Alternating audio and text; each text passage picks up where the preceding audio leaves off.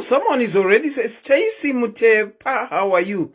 Someone is already, Shayam Sahing, whoever you are. Let me block this person. Actually, good night. Akuti sexy video futi. Block. Mary Chishandau, how are you? Junior Bokosi, how are you? Derek K in the hip. Africa Tattoo, my B Maps, how are you?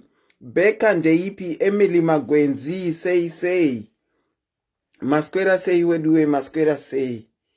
Okay, let me try and volume yangu iri low. Okay, let me try and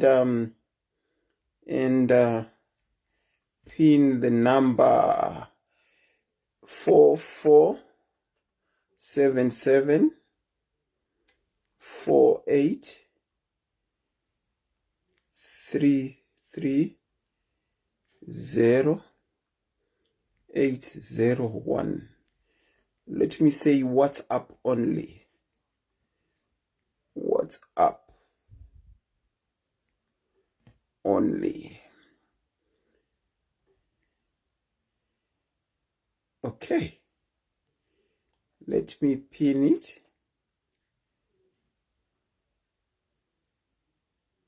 Okay. Yapinika. Okay, Masquera say, guys. Masquera say, Esther Million, how are you, Esther? Linda Nyasha, how are you? Lorraine Capachena, how are you? Utilina Matau, how are you? Masquera say, guys. Masquera say.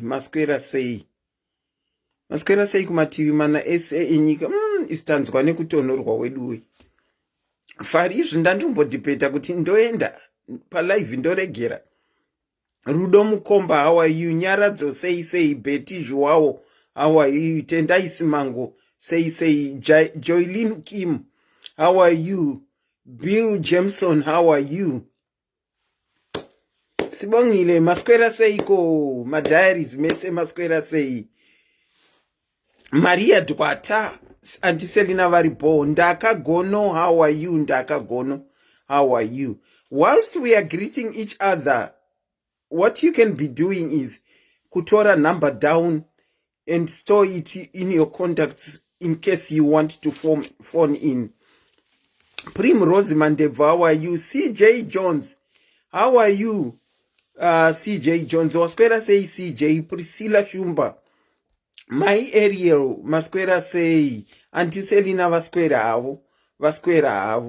Ingab, hello. How are you? I was talking to you just now, Ingab, which is a Rwandan name. In Shona no translator kuita chipo. Wakomana. It's nice to know that you have got some people varipa platform that follow my diaries, and yet vanofollow nekurorwa kwavakaita kumusha kweduku. Vachitoti zvimwe ndinopika zvimwe handipiki. Regis Wasquera say, Hilda, how are you? Fortunate, how are you? And Wendy, how are you? I think we can get into our program. The name is Auntie Selina. I welcome you this evening, Thursday, to yet another program, part 2, yet relationship equals Mwana. I think I should note it's part 2. So that people don't get confused the way YouTube. Unonzwa vakuti dzese dzakangonyorwa kunzi ningirikine. Edit.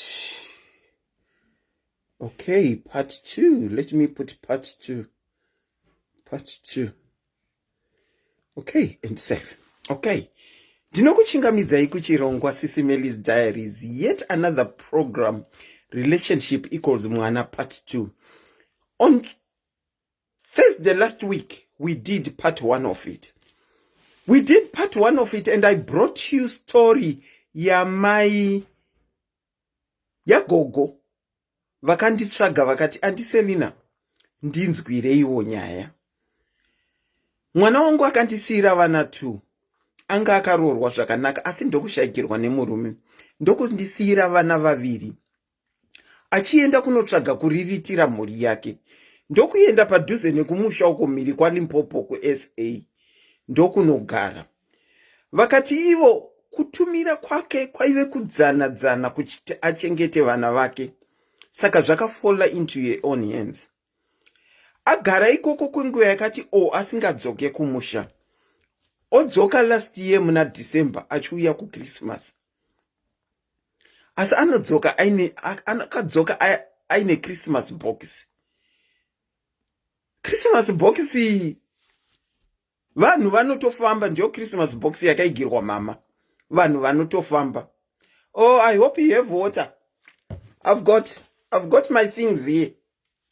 I've got my things. I've got my water. Thank you. Vakaigirwa Christmas box yevana 2. Handiti. Mukutaura nemwana, vamwe 2 vacho vakauya. Vana vane uyu wake baba ndiko kutengera chimbongoto. Uyu wake baba ndiko kutengera chimbongoto. Akati mai, zvamatoona ndauya kudai. Ndauya kuzosiya vana. Nekuti kushanda kwakunetsa nevana vandinavo. Ndigogoka. Akati imbonditongera iwo nyaya iyi. Kuti ndozvifambisa ndakaita sei. Oh, thank you Tampu. Saka ndiyo nyaya yataive nayo last week. People called in vachitaurawo sentiments dzavo. Asi ndisati ndakupai conclusion yezvakazoitika nekuti kudzokera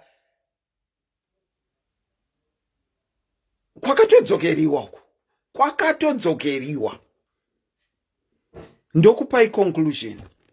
Takange takati relationship equals mwana. It looks like zvinenge zvamu fashion kuti ukadanana nemunhu wakutomuitira mwana kuti usile deal. Is that what is happening? Is that what we are seeing right now? Relationship equals mwana. Pana mai vakauya vakataura kuti madzimai kana kuti vasikana ngatidzidzirei kuti tikavhura bhuku redu tinoziva zvatiri kunyora mupeji rebhuku redu ratavhura. Ngatiregerei kuvhura bhuku tigonyora mumapeji ebhuku iroro tigotonosvika kufinal exam tisina kana kusvika kuita revision yezvatinenge tiri kunyora. For those that are not getting me, here is what I am saying. Mama vakati vanhu vari kunyora mabhuku. Kunyora mabhuku ndiko kusangana nevanenge vadanana nawo pabonde. Kana vasangana vari kukurumidza kuenda kunoita exam vasati varevisa zvavanenge vari kunyora. Vari kukurumidza kunoitira munhu wavari kudanana naye mwana. Alice, thank you. Vasati vazivana nemunhu wavo ndiyo revision yacho. Saka ndo mashoko angu ari lighter for me andichange ndichiusa. I hope ma understand.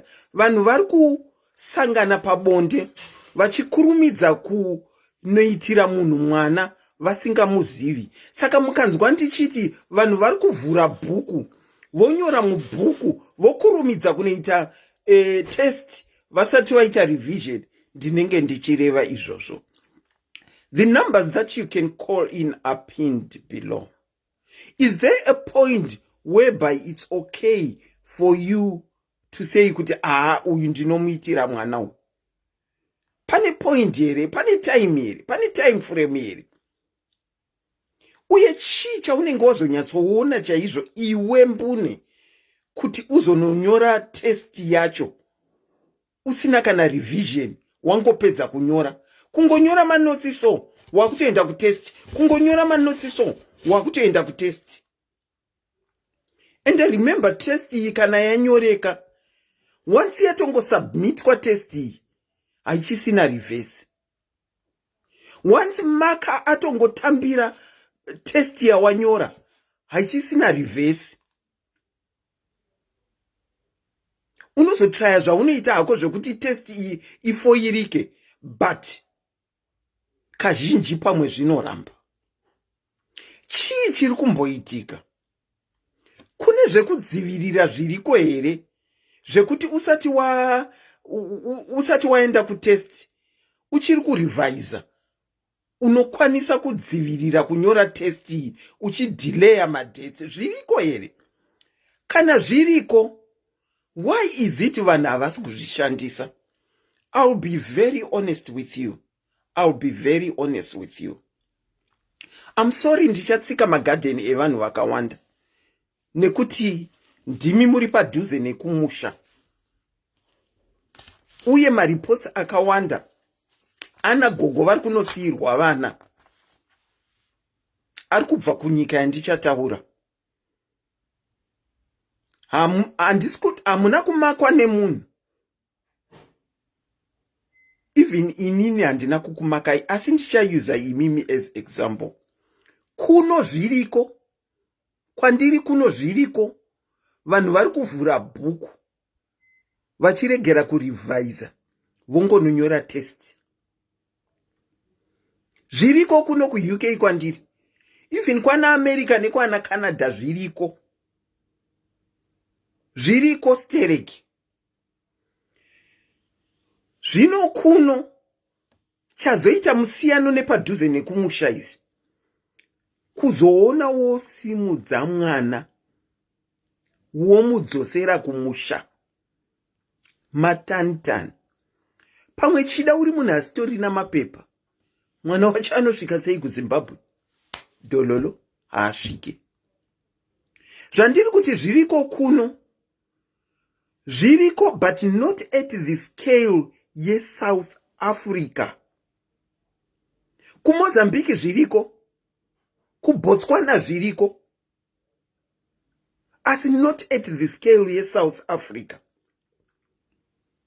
Kuno zviriko asi hazvina kuwanda sezvandataura, nekuti kuno child care, kuno ana Canada nana nhingirikini child care unopedzisira watenderera musoro, kutopenga chaiko nechild care. Because kutsvaga munhu kuti achengete vana vako ma1, kuti uendese mwana kucrash, vanopa a certain age yavanoti free, thereafter wakubhadhara kucrash. Crash vanobhadharisa, crash vanobhadharisa, unogona unoshandira crash chaizvo ma1.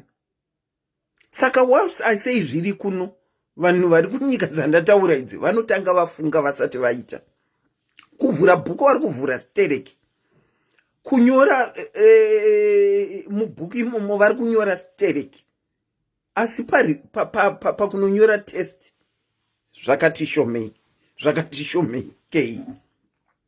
Asi South Africa veduwe, let's call a spade a spade. South Africa veduwe, South Africa weduwe, madzimai tiri kumbonyanyonakidzwa nekunyora bhuku racho sei. Uye ndinoda kubvunzawo vari South kuti kune zvekudzivirira here kana kuti hawana. Ndochibata futi neBotswana variko. Botswana mune zvekudzivirira here kana kuti hakuna? Mozambique, Namibia, even vari muno vacho, you can call on the number below and probably say your experience yekuvhura kwawakaita bhuku kuzosvika unonyora test, ma hardships auri kuwana. Remember ndati hapana munhu amakwa, but kana tichitaura sometimes tiri kutaura uye nenyaya dzatiri kuona kuseri dzekuda kubatsirwa. Nyaya dzinouya kuseri, SIS MELLY, Auntie Selina, akatonditiza kana pampa remwana chairo haasi kundipa mari. Mumwe akandithreatena kuti saka ndakuendesa mwana kwekunochengetesa vana. Honestly, I don't want to lie. If that lady is here, anogona kuzvitaurira ega. I ended up saying, I've been dealing with you for 3 weeks. And I exhausta zvekukubatsira. I think kana uchifunga kuti ndizvo zvingakubatsira zvekuendesa mwana ikokoka, you have got all my blessings kuti uendese mwana ikoko. Because akatenga kutondithreatena. Ende chinondinetsa vazhinji vacho ndikutaura neSouth Africa yandinoziva inouya kuinbox. Chinondinetsa ndechekuti vanouya vachikumbira mapampa. Haikona napkeni rejira.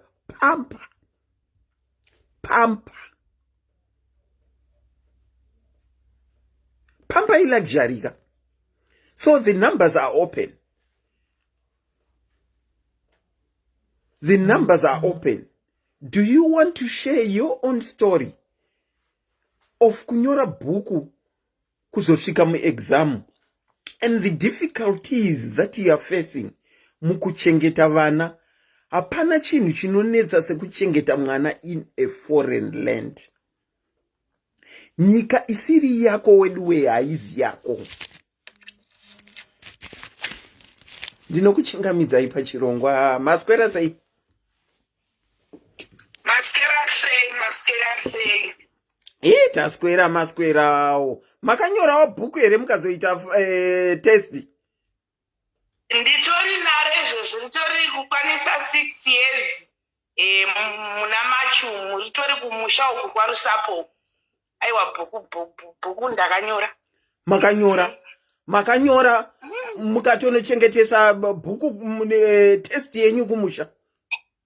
Izvo zvitori izvo zvindofunga ritobva unovharira mbudzi nematoki izvi zvekutaura kuno kwandiri kutoka. Wow. Itori kuruzevha chai. Tipire yenyu tinzwe nyaya yenyu. Inini Aunty Selina, Mama Selina chiri kuitika ndechekudai bhuku rangu rakauya zvakanaka. Ndasiya rimwe bhuku rangu kumusha. Ndauya ndati ndikuzoshandira mwana. Ndakashanda Aunty Mama Selina like for 12 years ndiri single. Muchishanda. Chinyorwa asi ndisingaende kutest. Chinyorwa asi ndisingaende kutest. Okay. Kusvika kutest ndazoenda. Ndasanganawo nevanonyoresa test vakati haiwa hatimboite zvechioko muhomwe isusu tinonorora haiwa ndo titoriwo nevana vangu vairi kati haiwa ndo machena zvaya. Single father. Aiwa mapiritsi kwakutosiya kwakutotanga kugara tese zvakanaka. Tagara kusvika ndasununguka mwana. Mwana ane 3 months. Munhu wakutorova pasi. Nyaya yatainyanyonetserana yanga iyoyi yekuti ivo zvitendero zvedu zvakasiyana. Ndo chinhu chatakanyanyosirana. Ndakashanda Mama Selina nemwana wangu ane 3 months. Ndakasiwa mwana ane 3 months. Ndikashanda pano pamaibhazirio ndikashanda zviya ndichishanda imba yesei. Ini ndoda kutenda hangu Mwari because varungu vangu vakangonzwisisa situation vakatishanda nemwana wako mumba. Maishanda makabereka mwana? Ndaishanda ndakabereka mwana mumba. Iyo 20 rooms upstairs. Zvakanga zvaitikawo chakaitika ndekuti ini ndandambochengeta mwana wavo. Saka vakazviona kuti ndaimaneja imba zvese nemwana wavo. Saka pandakazoitawo bhuku rangu vakangoti okay, we understand your situation. Sezvo uchigona kunyora bhuku nemwana kumusana.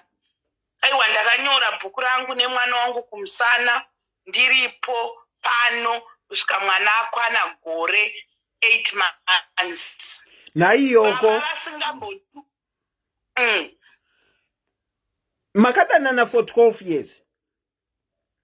No, aiwa tina kudanana for 12 years ndatini vana vangu vakasiyana 12 years different. Ndakabva kuZimbabwe ndasiya mumwe mwana ndichibva ndauya kuno 12 years ndiri msingle mother nemwana wake 1. Alright, okay. Vandazonyora rimwe bhuku handiti. Saka bhuku iri ndakarinyorowo ndichifunga kuti aiwa ndinopinda pai mumba sezvo baba vanga vari single. Asi harina rakazopasisa pamwana. Ndakashanda mama Selina nemwana wangu pano pamaibhaziriyo vachiti pavanobuda unotora vana vavo votakura mwana wangu ndofamba ndaimhanyisa mopu kunge ndinopenga, vacuum kuimhanyisa kunge ndinopenga. Saka ndinorwadziwa hangu nemunhu like nyaya mamutaura kuti pana aitoti ndakuendesa mwana kumasocial welfare ndanetseka nemwana.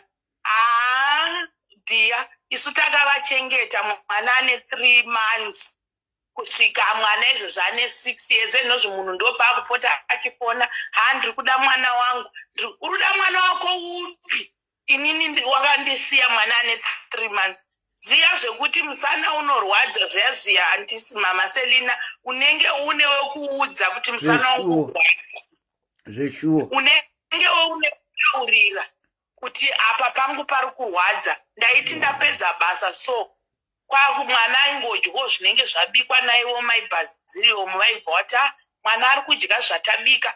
Ndaigona inini wacho kusadya kungopinda mushawa ndopedza ndotongoti pamubhedha pamwe ndozopatika mwana akarara pasi because pamwe anenge asara achitamba iwo wakaneta uchamuti mumanikidza mwana. Saka bhuku ndakarinyora kusvika 1 year 8 months bva ndanopa gogo.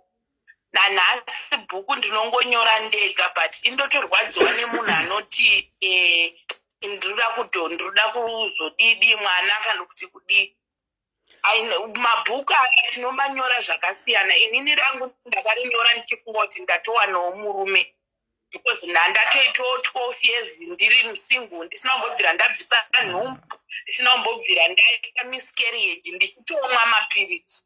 Plus kune imwe shamwari yangu kuchechi uku yakainge yazvikwa iyo rinonzi chii rinoiswa paruoko iyi implant. Kuno kuSouth Africa vakazotoita haisisiko because vaiisa vanhu votobata nhumbu. Saka enozvi vakaimisa. Saka pane vamwe vanhuwo vakaita nhumbu vatipisa mukombe wenhumbu vanga vatori nawo majadheo here kana anonzi machii emuno muSouth Africa. Asi isusu kuchechi kwedu takatoita mabhebi welcome 2 evanhu 2 vanga vatori nacho apa paruoko chijadheo apa vachiiswa muno muSouth Africa. Asi vakatoona munhu achageze akutoenda kumaperiods. Asi avo zvavo makapuru vanhu vakaroorwa zvavo. Saka vamwe vacho vatiwedzera nhamba yemukombe yanga iri yekuti mama chirembe ekuna akamboti kanyawo hameno kuti vakazozviita sei. Ndo ndatenda hangu. Avo vakange vaine jadhero ndo pamwe iri kunzi implant. Ndine urombo nekuti vanhu vakange vakazvidzivirira vasingafungire kuti ndo zvichaitika. Asi pane vamwe vari kutomira kumwa mapiritsi sezvawakaita iwewo yokoko, kutomira kuti ini ndakutononyorera hangu murume uyu test nekuti revision yacho handaiona kuti yakanaka, saka test ndakutononyora. Unenge wava uri murudo kanai mama uchitoonawo kuti shuwa hana uchitotaurawo natete kumusha uko uchitoonawo kuti shuwa pano ndapinda chokwadi pano ndapinda hapana umwe mukadzi. Hapana anopredicta future vanhu vamwari. Dai tese taidzipredicta tisina kutomboita vana vechitu. Zvokwadi. I do agree with your last statement. Pozoti vamwe vanhu vekuti unoti uchidanana nemurume handiti pane vanhu vanenge vachihwanda kugara nevanhu vasingadi kubhadhara marendi masingle mother. Unotorerwa mapiritsi ayo ogodziswa paketero paya iwo haupo uri kubasa. Vamwe vanhu vakatobata nhumbu nekuti vachimwa mapiritsi asi mapiritsi anzi unzi ndakakumudzisira mapiritsi paketero pastimu yeketero jagi paipai matablets akangoiswa ipapo mafamily planning tables akaoverhit haachatoshandi. Vanozviziva here madzimai mucomment section? Hold on Yoko. Yoko pane zvaari kutaura zvekuti kwai mukatorerwa mapiritsi. Dzokorodza Yoko zvawataura. Munhu akatora mapiritsi mapiritsi efamily planning aya wobva wabhoilisa kettle, steam iya inenge ichibuda iya ichiti vhorro iya inopisa iya akangomaisa ipapo kumafambisa kudai 1 2 3 4 mapiritsi aya atoluza ningirikini simba aoverhita. Handiti chero ukadutira vaya vane zvibereko zvakaredzekera vaya ndo vamunonzwa muchiti ndaimwa mapiritsi asi handizivi kuti ndakazongobata nhumbu sei. Varipo 2% yevakatsotswa kudaro varipo. Wow, muri kuzvinzwa kavakadzi kuti kungosiya mapiritsi enyu pachena, especially uchiri kudanana naGilbert anogona kukuisira pasteam mapiritsi efamily planning aya akashaya simba zvekuti unobatira pamuviri. Neiwo mapiritsi ngatizive vanhu vanouya vachititengesera, like pane susu mazimbabweans tinoti tinoda mapiritsi ekumusha. Handiti apa ngaazikanwa kuti auya akanyatsoiswa pasiri kuzopfura hiti here, because pane vamwe macho anouya akaiswa pekuti temperature inopfuura anotosvika asasashandi. Ndaona vanhu vaviri vabvumirana newe mucomment section muyoko. Sure mama, izvi vanhu kutori nevanhu vakatozviitwa izvozvo, murume akazototaura kuti ndakatozvinzwa, ende varume vanotozviziva. Inini Gilbert wangu wandaive ndimbori naye akatombotidara akati ndichida kuitira utsinye ndinongostima mapiritsi aya ukadzokera kudhebheni kwako wane nhumbu uchida kundionyerererwa pano. Ndikatoti unozvizivira kupi? Asati vafunga ndandizvizivi ini nhai Jesu. Ana Joyce vari kuti ehe, ana Feini vari kuti ehe, ana Charlotte vari kuti ehe, vakomana vana mai B Mepsa vari kutoti even akapiswa nezuva hashandi. Pamwe pacho muri kutitoresa mukombenyu muchifunga kuti hatizi kuziva, tichitozivawo asi tinenge tatsotswa. Aiwa, hezvino Yoko, ndosaka tichiti pano tinodzidza. Handiti amen, takutoresai mukombe asi makuuya muchitionesawo kuti imi weduwe dzimwe mimba idzika tinetenge tichinwa, asi zvimwe zvinhu zvinoitwa nevarume vanenge vakaisa pasteam, vamwe vakaisirwa mapiritsi pazuva, vamwe vakaisirwa mapiritsi kwai pastovhu chaipo panodziya, ngobatidza stovhu woisa. Handikuzvona mama Selina, saka hatichazivi manje. Kutodzidzawo kwataita uku, kudzidza. Wow. Thank you so much for the enlightening information yatanzwa kubva kwauri. Asi ningirikini test yenyu yamakanyora yakachengeteka kumusha yai? Aiwa, inini zvilongo mai vangu vari vapenyu. Haiwa, kutondona ndichisekerera iyi smile yendu kuzoti vana vari good hands. Izvozvo anotosuka, anotowacha, anotocherera mbuya mvura. Itori profit kwatiri. Aiwa, tinozvikudza. Asi Yoko, ndimbokubvunza chimwe chinhu. Pawakanga wakuendesa final test yako kumusha after a year, wapasa test yako, wakazivisa mai kuti ndiri kuuya netest yangu here yandakapasa? Before you answer Yoko, for the benefit of those that are just joining us, last week we were talking about gogo vakauya vachiti weduwe 2 + 2 ndoita vana 4 here vandinochengeta. Ndati ndichakupai zvakazoitika kupera kweprogram. Asi takuchitarisa kuti why is it vanhu we now feel kuti tikangoita relationship taakufanirwa kuita mwana? Ndo yatiri kudiscassa. Saka ndati inini mamwe mashoko anondiremera, saka ndichange ndichiuza kunyora bhuku which is iwo wamunoti mujolo, and then ndichange ndichiuza kubva maenda kunoita test musina kana kutoita revision. Kunonyora test izi kutonobatira nhumbu yacho. Revision is munhu wako hautonyatsomuzivi zvachose, saka wakavhura bhuku ukanonyora test usina kurevisa. Ndo zvandinenge ndichirefer to topic yatiri kuexplaina nhasi. Todzokera kuna Yoko, ndamubvunza mubvunzo wokuti usati waendesa final test yako after wakanga wakapasa, ukazoti after gore ndakuendesa final test yangu, wakazivisa mai kuti ndiri kuuya here kana kuti vakangoerekana wauya netest yako? Inini pekutanga ndichitanga kupinda mutest yangu, inini I'm very close with my mom. Zviya zvokuti we are very close. Ndabva ndavaudza ndikati mama kuno kundaita giribheti wangu. Mama wangu wakati when I'm praying mwanangu murume uyu handisi kumuda. Handiti zviya zvokuti she wasn't happy, she couldn't accept it. But inini nekuda kwokuti ndakati handiti ndini ndiri kudanana naye. Ipapo ndakadzidza chimwe chidzidzo ichokwadi chekuti sometimes zvinotaurwa namai vedu tinofana kuzviteerera. Okay.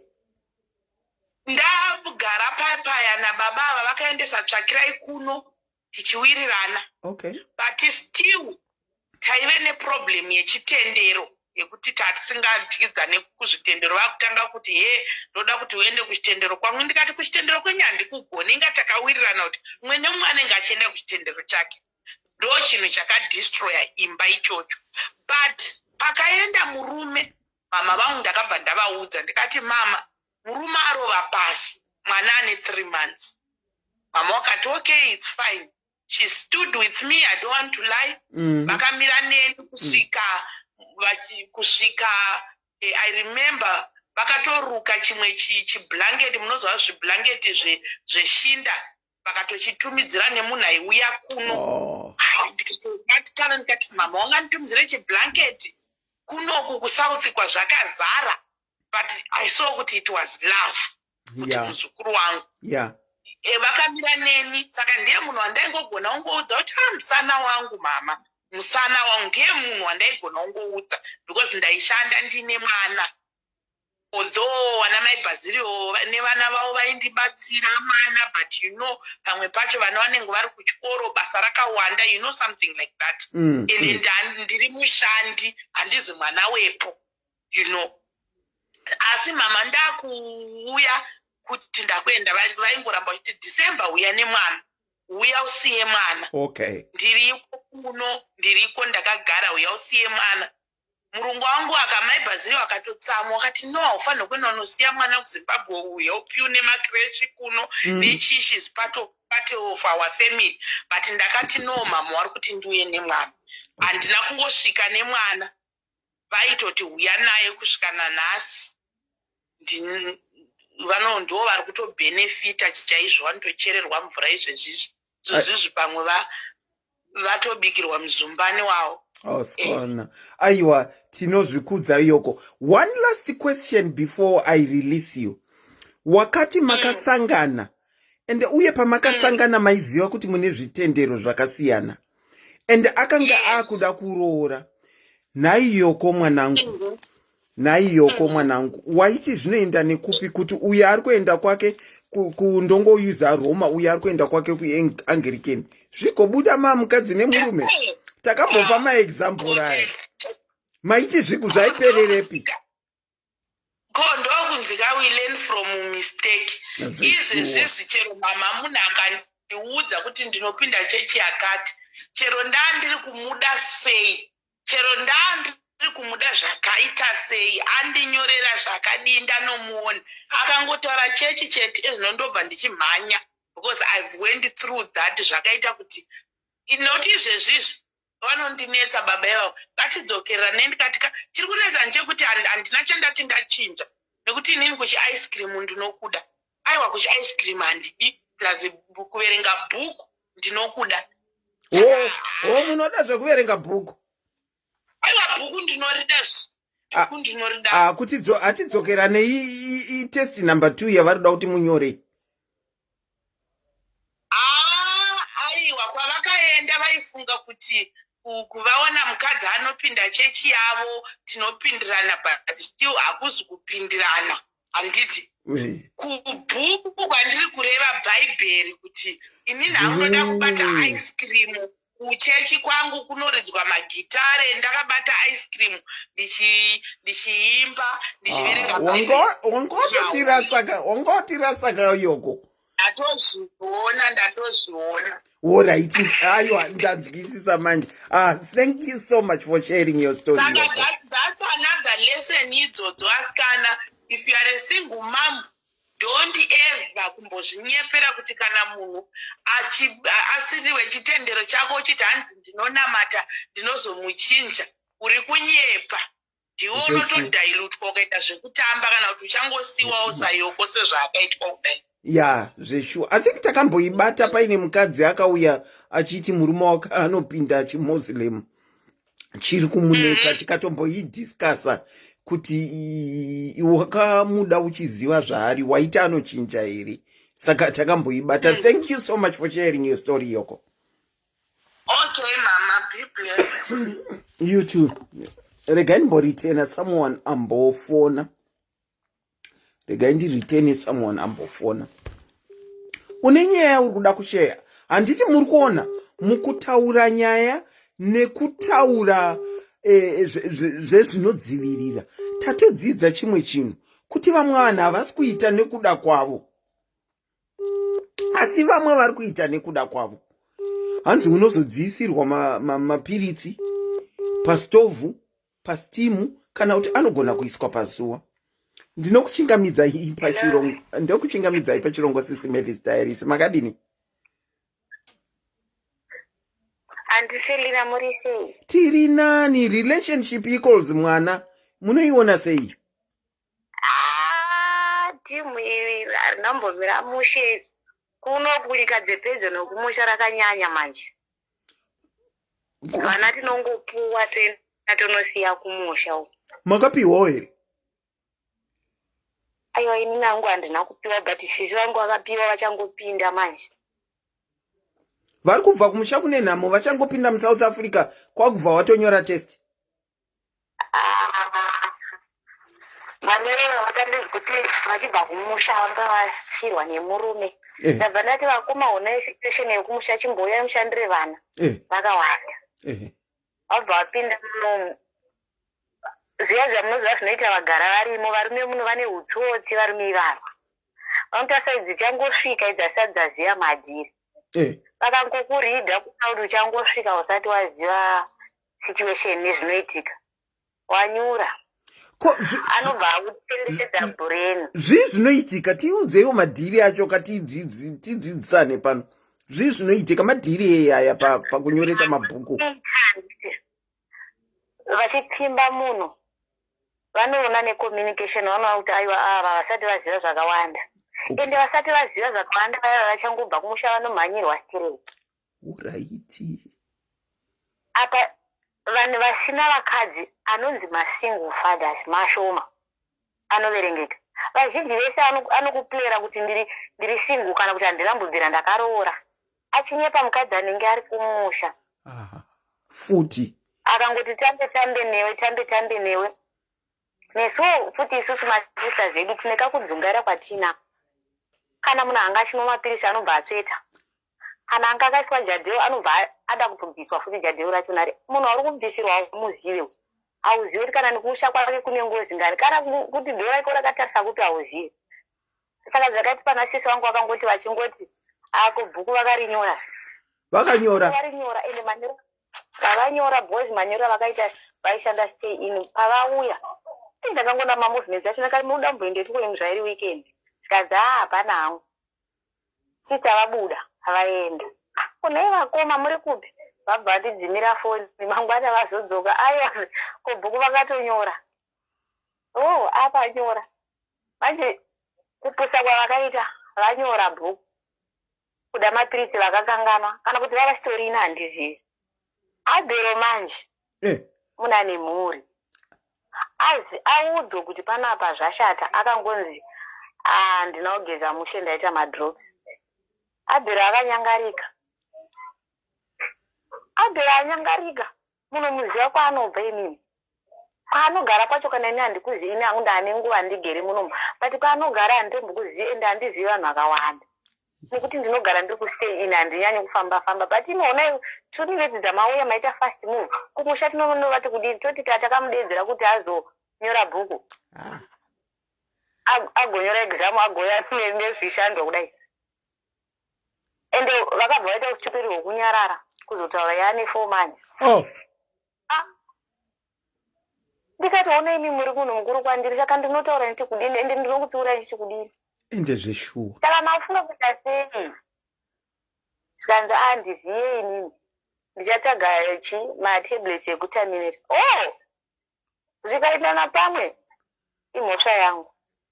Saka muita sei? But takabva tati option iripo yekutobvisa ndo iripo. Bozi vana kumusha kwakune 4. Vanga vakasiya 4.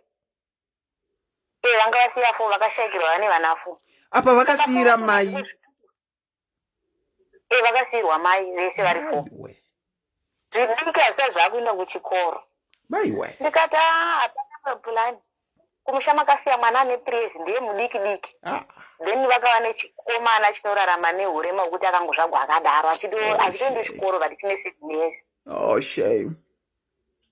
Tikati situation ine manyora amaita bhuku kana munhu iye hatitombomuzivi. Ndichotondikamuka ndodzi handimuzive. Muchaziva kwaari akabva achinja nefoni akabva achinja kana nzvimbo. Maiwe.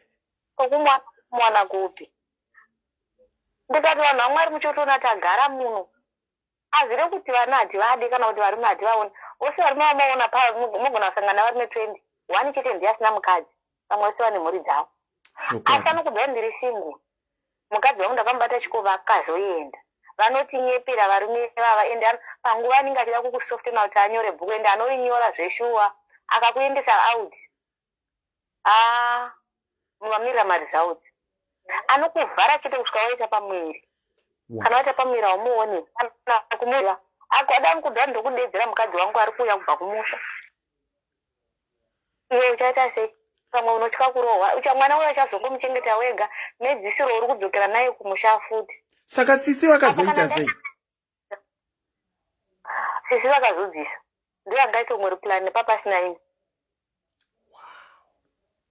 Vakabvisa. Nokuti zvinosungisa kuti ndiye angadori best plan hatasina plan. Because 4 months nguva yanga yafamba kai.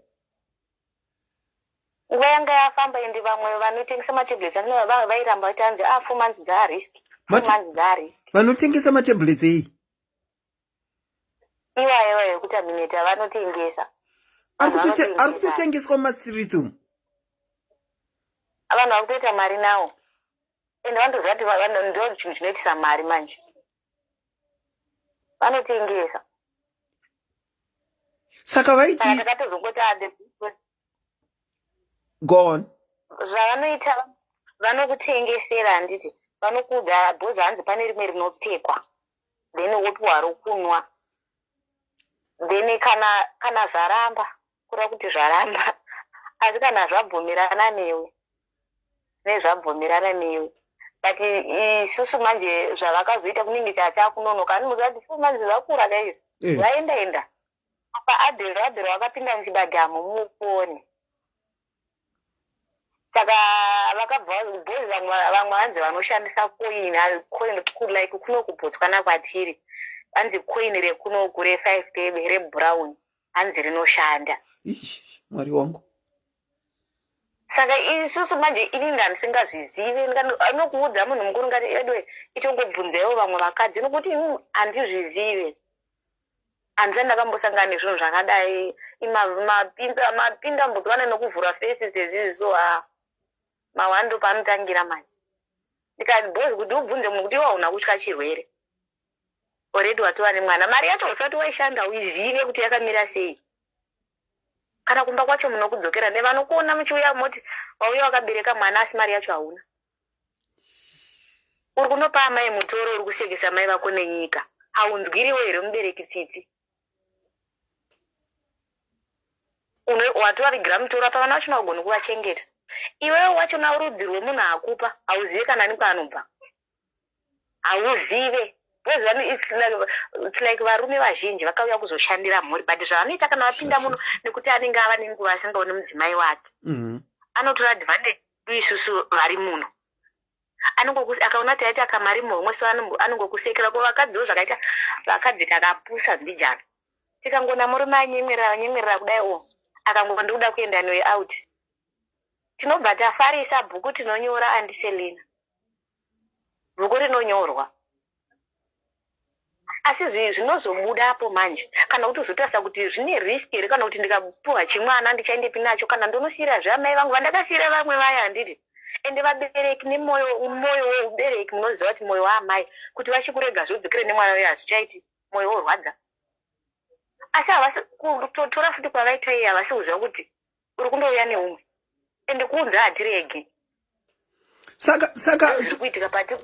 Saka sisi venyu vakazobvisa zvikange zvakunonoka mukazoita sei? Vakashandisa coin. Vakashandisa coin. Ndora vakazoshandisa. Wow, ndokubva kwayakazoita. Asi chibereko vakanosukwa chibereko here? Havana mbonosukwa chibereko ba. Saka chipatara chikuti zvinosungisa izvi. Saka zvakabuda mavari vakazviita sei? Vakaende sepi? Ini ndandisipo, ndanditoriwo kubasa boys ndonoita stay ini wanga vari kumba madhizi wanga vasingatoendi kubasa nesituation iyoyi. Hanzi ndakarasa. Ndakaenda ndikanocherera kusango ndikarasa. Nai Mwari wangu. Saka iko zvino vari kwere, vari kushanda havo here? Aiko zvino aiwa vakazovhu ipapo kubva ipapo vakabva vangwara. Ndakaudza ndikati hamusati maziva vana Abhero. Ende musambobvira mumafaro muti ndanyengwa. Manyengwa nemurume wemunhu munzira. Bozi varume vari muno vese vari munhu. Vanokudza kuti handina mukadzi wangu akahura ndakamubata nechikomba. Mukadzi wangu takazoramba nazvo azodai. Ariko kumba mukadzi. Havana wokudini wokupedza nyota panguva iyoyo. Asi mukadzi ariko. Ndinodavira kuti vakalena a lesson out of that. Nekuti it was a big lesson kuti bozi ungati wasvika panzvimbo usina kana 2 months. Obva warinyora bhuku zvine matesti mukati. Apa utarisa mutoro unenge wakasiya kumusha. Wow, I hope vakadzidza a lesson. We don't encourage zvakaitwa nasisi. We honestly don't encourage zvinhu zvakaitwa nasisi. Because kana upenyu hwatotanga kufumwa, hwato upenyu hwemunhu. Hwato upenyu hwemunhu. Maita mamboti. Aiwa vakadzi atidzidze isusu vakadzi tinodawo zvinhu kunyanya futi ndizvo zvinotisakisa kusvika tizoenda nevana vakawanda. Nhamo yacho yekuti tinoda zvinhu ndeyekuti nedesperation yataanayo vakadzi, murume akangosekerera kudai takutofunga kuti tadiwa, therefore tinokurumidza kudyira, totonyora manotsi, toenda kutesti tisina revision. Maita basa mambotisherawo story yemukoma wenyu. Kanwa. Mazvita yenyu. Have a very good night. Thank you. Vanhu vaMwari, zvakangoma. Iyi ndeyekubotswana iyi. Hanzi naSekai Runyowa wakanyora bhuku vakaona 100%. Possibilities of getting 100% kana wanyora bhuku usiripa kudzivirira atoripo.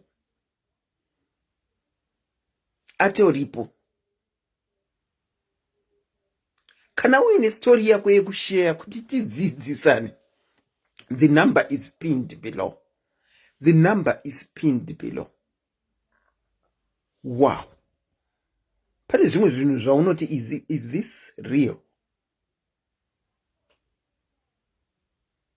unozvibvunza wega kuti is this real?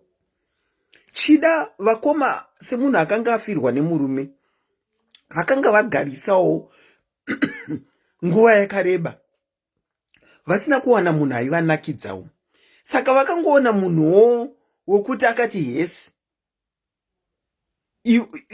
chete i1 word rakayuzwa, ivo vakapedzisa 1 word iroro vachiita composition, mark ikazobuda ikazopedzisira iri 100%. Have you got a story to share so that other people can learn? Even isusu vechikuru zvemapiritsi zvataurwa izvi tanga tisingatozvizivi. But chakundinetsa ndechekuti vataura kuti mapiritsi ari kutengeswa kana mumarodhi nevanhu. Kune mapiritsi efamily planning anotengeswa mumarodhi futi here saizvozvi. Pana akambotengawo mapiritsi efamily planning. Now that we know kuti ukatenga mapiritsi efamily planning anenge akaiswa pazuva haachashandi, wakambotengawo mapiritsi eparodhi here akaswera akasasikwa pazuva zvikagodiko, zvakafamba sei? The number is pinned below if you want to share. Asi kana pasisina, tinogona kungoita short story ndochikuudzai outcome, but we would love to hear from fellow women. Uye naivo varume kana muripo paplatform varume, tiudzei kuti munenge muchivatekenyedza sei, munenge mavaudza chii chekuti munhu azotanga kunyora bhuku to the final test.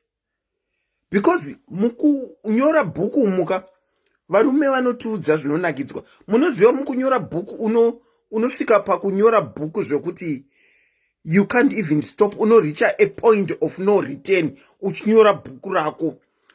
Parinenge rakunakidza bhuku rako uchirinyora paya pane pasingadzokeki,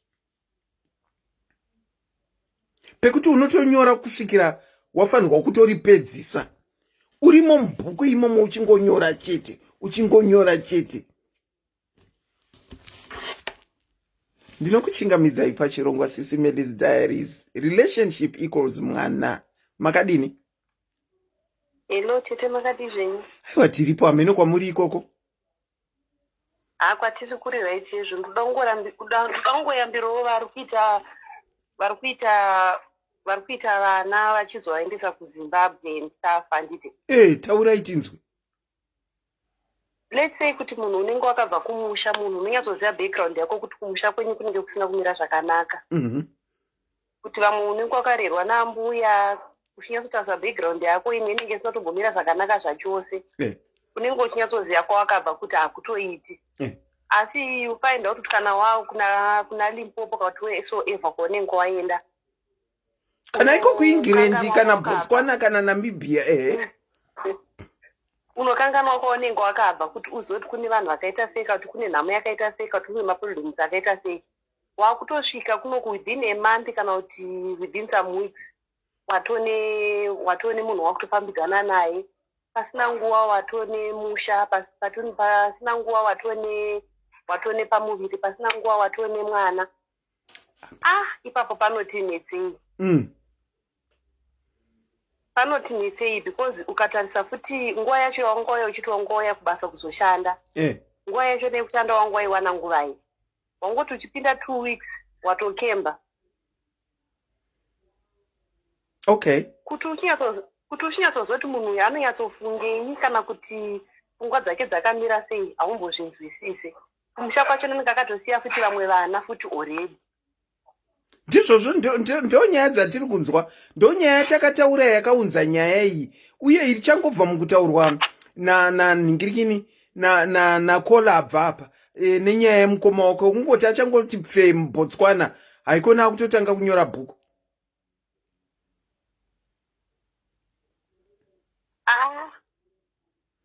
Saka Alright, movaudza kuti madzimai kuri kunzi waenda kunyika isiri yekwako.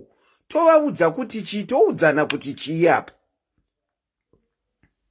There is many ways yekupresenta kana uri munhu wemukadzi, whether uri single mother kana kuti uri amai vakambozvara kana kuti wakambodi.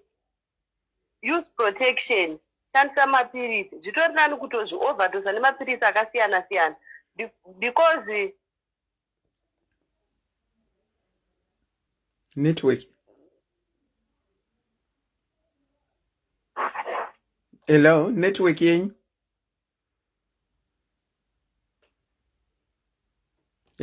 Ipapo pamwe pachona paneka kuzviitisa kanenge karipo nekuti munhu ukatarisa kwaunenge wakabva kuma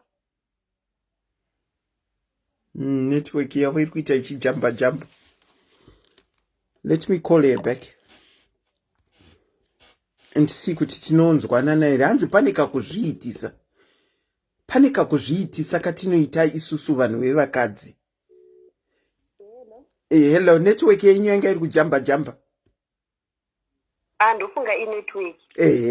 Mati paneka kuzviitisa katinoita isu vanhu vevakadzi. Paneka kuzviitisa kanenge karipo. Vamwe vanozoti imistake zvayo ka, but vazhinji vandaona ndinoona kari kakuzviitisa kakutojairira kutoti mudumba mufanira kugara muine sadza rako wega raunodya wega, asi munofanira kugara muine mwana. No, vanhu musape vanhu vakura kudhara mutoro kuti unondoita manhamba kuti trip 1 mumwe munhu, trip 2 mumwe munhu, trip 3 mumwe munhu, trip 4 mumwe munhu. Kutori nemumwe wandinotoziva akatoendesa 6, uyu we4 uyu atori nani. Ngatisadaro vanhu vaMwari. Nesauti chaiyo chaiyo hatumire. Vantenga kutoita matrip ekuendesa vana. Kuseka hangu asi hazvisekesi. Nekuti gogo ivavo dai maivanzwa vachitaura kam, zvokwadi munovanzwira urombo. Munhu akazvara vana vake akachengetawo, akufanirwa kunge achizorora, asi apa spree yekuchengeta vana vevana. Situation yagogo ava ndinoinzwisisa because ndine itori mufamily yandotoziva, yandotosangana naye, yandinotoona kutoti inenge itori kwedu, but yasiyana pakuti akatanga aitira matrip ake akati matrip ndobva azoita pamwe matwins achona aito majamba asvika futi koko kwaanenge asvika kuna gogo ivava, achinoona kuti vamwe vaanenge akasiya koko kumashure. Saka pamwe pane kamwe kakuzviitisa kane new generation yedu yatinayo mazuva ano. Munhu ngaagare nevana vake. Wow.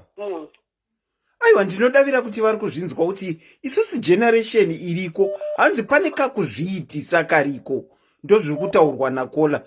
Asi ari kuti kana taenda kunyika dzevamwe tichienda kunoshanda basa, ngatizivei zvatafambira. Hatina unofambira kunoita 100% ba. Kana uchida kunyoresa bhuku, ari kuti ngatizivei zvokutora. Kune zvakasiyana siyana zvokunge vachitora. Thank you so much, Kola, for your contribution. Good night. Ndinokuchingamidzai pachirongwa relationship equals mwana. Hello? Hello, Baba? Hello? Hello, makasimbele. Tiripo, Baba, makadi yenyu? Tiripo, dachida kupindawo mu group. Muchirongwa? Toda kupindawo muchirongwa tikudze nyaya yatinayo. Pindai henyu, vakakuteererai vanhu. Taura henyu, Baba. Okay.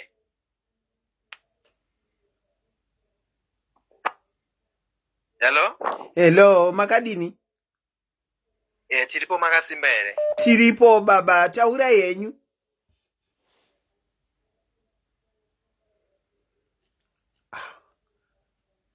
Kukola wangu wakatwa nani?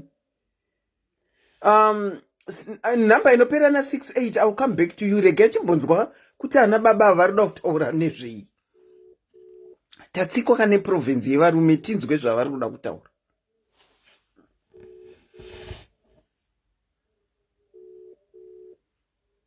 Vati vada kupindawo muchirongwa.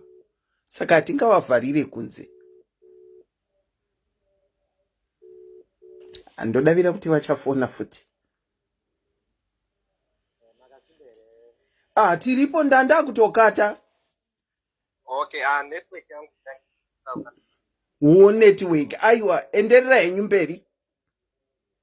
okay, nyaya iripo ndeyekuti ndozovari kuita vanhu. Munhu wavo wavari kuita Ndokumbira kuti munge munotikwidzei voice. Nyaya yamauya nayo inenge yakanaka. Vatanga nengoti hunhu hwavo ndo zvavari kuita. Gaitidzokere kwavari third and final time ndinzwe kuti inopinda here. Namba ndedzekupi? Ndedze South.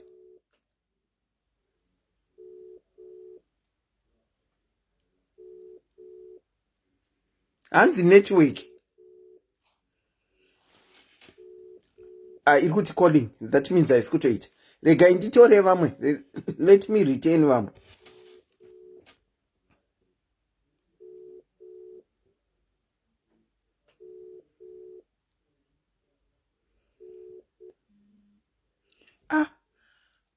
Call declined. Vandifonera kaviri vari kufona vane katsoko kakati. Asi vakudecline ko. Ndinodavira kuti ana baba 2 ava vagashidzana foni. Rega ichimbotora Zimbabwe. Ndinokuchingamidzai pachirongwa makadini? Hello, auntie. Yes. Makadini zvenyu? Right, makadi auntie. Aiwa tiripo muri kungochinzwa chirongwa chiri mudariro. Ndofunga mune imwe radio kuseri. Tiri kuchinzwa auntie. Nyaya iripo ndeyekuti vanhukadzi tisu tine problem. Tichiudze inyaya yekuti tichipinda muno muSA tine munzvimbo dzakasiyana siyana tine tendency yekusada kushanda. Tinonge takufunga kuti ndikawana partner anondibatsira kubhadhara rent. Ndo zviri patiri zviri kuita kuti tirambe tichinyoreswa mabhuku aya. Because kutaura chokwadi mabhuku aya anotonyorwa nekuti tine zvimwe zvatinenge tichiexpecta kuwana kuvarume ava. Ende mwana tinenge takuti ibonus. Hanzi anenge ane kabasa kari nani uye anondichengetera mwana uyu. Kukanganwa kuti kazhinji varume vava vanotiza responsibilities. Hakuna munhu anoda kutenga pamba mukore uno. Ndo zviri kuitika. Kuti tiri kuvarairwa. Tiri kuvarairwa. Tiri kuita system yekuda kufadza mutengi tichikanganwa makwenzi amangwana. And tinenge tichikanganwa background. Tine kamwe kakunakirwa kari extra nekamwe kakunyengereka kanobhowa vanhukadzi. Dai tangozama kuti toziva kuti kana tichida kunyora mabhuku aya ngatichirega kuenda kufinal exam paper unless munhu ari straight. Nekuti kutaura chokwadi varume vanonyepa. Kunyepa chaiko chaiko. Kokuti unoendeswa kuloji every now and again unenge uchinzi ndiri kugara neboys. Izvo munhu anenge aine mhuri yake yakakura zvokuti ari kutotadza kuchengeta. Ende vazhinji vacho unobva tsoona kuti ari kunyoreswa bhuku but hapana chaari kuwana pabhuku iroro. Ari kungoshandiswa achienda achingoshandiswa achienda wopesera wapiwa mwana wokuti uri kusenza mumba uri kupiwa 5,000 uchada rent uchada pamba. Kana kamwana yakako kakura kachada futi kuenda kucrash uchabhadhara futi wega. Ende anenge akuita basa rekukutumira ma50 asingatenge kana mukaka. Saka zvakangooma anti. Naikola. Wati munenge muchiendeswa kuloji uchinzi ndiri kugara neboys. Each time yamuruda kunyora bhuku monzi kuloji. Each time yamuruda kunyora bhuku monzi kuloji. Haumuone kuti iyi red flag here iyo. Ndiyo chaiyo but manje munoziva kuvharika kunenge wakaita munhu anenge ambotanga. Munoziva kuti unotanga uchipuhwa tuma100 wotonzi hanzi mukomana wangu ane mari. Ende bhuku rinonyorwa kuloji rimwe wiki rekuti unonzi ndangachida kuenda newe kumba but mufesi wangu andogara naye bhebhi rake rauya. Anti vakadzi handizivi kuti pane kamwe kabhatani here katinombobayiwa so kekuti unongonyengereka 2 minutes so kekuti unotozoti wabuda muzoni iroro ozoti kondanga ndichiitei. It's very sad. Very sad. Kuti here is the stupid part. Ndanga ndichida kuenda newe kumba asi girlfriend yeshamwari yangu yabva yauya nayo. Iwe hausi kuendwa newe, asi shamwari anounza girlfriend. Hai, red flag. Ndofunga tinonyengereka. Tinonyengereka zvisingaite, and I don't think kuti ameno kuda tinotomboda chimwe chirongwa chinongoramba chichidai zvomboshewa kuti timboonesana nemasisters edaya kuti akomana mwana asiri anoumba rudo runenge rusipo, nokuti vanhu ava vanenge vachitori zvavanagiribheti vane dzimba dzavo, ende vamwe vakadzi futi tine kamwe kakupusa kekuti hanzi izvoni handikamuitira mwana anondida, ende vamwe vacho musangoti anagiribheti hatidi kuvapa mhosva, pamwe pacho tinotozvibata tega anti tototoona kuti aiwa giribheti ane mhuri uyu, but tinoramba tichingoenderera mberi, muri kuona, tichingoti achasiya mukadzi wake. Ndo kamwe futi kaubharanzi katina kuvanhukadzi kuti tenge tichibhilivha kuti munhu waane vana ntu naye vachiri vashoma, ini ndikamuitirawo hwani kana kuti kamukomana ndinopagara. Kupusa kwacho kwanyanya kani anti? Aiwa, kwanyanya. Kwanyanya. Kwaunonyatsoona kuti hapana kwauri kuendeswa, hapana kwauri kuendeswa kwokumba kwake kune boys kwacho, asi shamwari dzeboys vasikana vavo vanosvika pamba. Aiwa, akupusa chaiko, akupusa. I think dai kuti vakadzi tawana mukana wekuti patinenge tasangana munomu vazhinji kungotorana mapikicha vakapfeka madress code, havasi kudzidzisana kuti upenyu hunopera any minute hwekusuka ndiro kana kuti kabasa kamwe kasina basa. Mumwe munhu anobva kuZimbabwe ari munhu akadzidza zvokuti patouya munomu watotanga kunyengereka nekamari kakubata, ana giribheti obva watora advantage pane kuti tiempowane vakadzi, tiite chimwe chinhu chinotoonekerawo, chinototi uyu akauya kwese yakachinja izvi. No, tiri kuuya kuno kototakurana hedu netumanhingiriki netumabhodha chamba twedu tichidzokera natwo kumusha tichinopa vana mbuya vaya futi. Saka zviri kunzwisa tsitsanti ameno kuti tichadii. Kueducatana nekuramba tichitaura maprograms akaita seiwaya. Hanzi nemumwe anyora mucomment section, dzimwe nguva kazhinji tiri kutopinda marelationships tichinyatsoziva kuti munhu ari married. Sure, hadzisinema. Pamwe pacho tiri kuda kutopinda, ende dzimwe nguva tinenge tichitemba kaya kuti hanzi inini ndinenge ndakanaka. Ende munoziva kuti nenyaya yesocial media anti, you can google zita remunhu, google search zita remunhu, wotoona ane mhuri yake, wobva wachitanga kutochiva munhu mhuri iyoyo, wototi hanzi mukadzi wake ndakamukunda kunaka. No, akamuda akadaro, you will never replace that guy's wife. But isusu hameno tine kamwe kabhatani zvanambotaura zvacho kuti kanongopreswa 2 minutes kudai. Ndozvazvo zvekuti hanzi izvoni unotsiurwa but hautsiuriki, hazviite. Yeah, zveshuwa unotsiurwa but hautsiuriki. Thank you so much for your contribution. Mashoko makukuta amataura. Have a very good evening. Okay, thank you. Thank you, bye. Ndinokuchingamidzai pachirongwa baba. I hope haikate this time. Zvinezvi ndiri pari right. Muri pari right, handei nayo ndima baba. Vaudzei vakadzi ava. Chatoda kuudza ndechekuti vakadzi navo sometimes ndova neproblem. Taura. Hombe chaivo vakada kutarisa mazera edu atinawo. Inini I'm 35 years old. Ndine zvokuti unosangana nemusikana vakadzi mazera edu ekuti kuma34 30 kusvika pa30 kuno kwatinogara kuSouth Africa vakawanda vachona havana vana. Vakulanded kuti vanoda kuti vakatsvaga chete ndaitomboda nawo makaita kutokupa pressure yekuti ita sei ndiitise mwana. Waitisiwa mwana 2 minutes munhu uya anobva atisa. Votumira mwana kuZimbabwe vosara vachiita zvavanoita. Chete kuti age yekuti munhu haasitanded asisina pekuti age nezvi nguva yafamba here kana kuti hameno zvavanenge vanazvo mumusoro vakaita.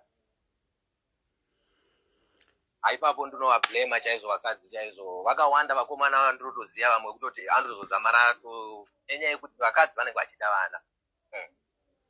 Okay, zviri kutaurwa nababa ndezvekuti vakadzi hanzi ndira kukupa iwo blame not only varume nemi vakadzi.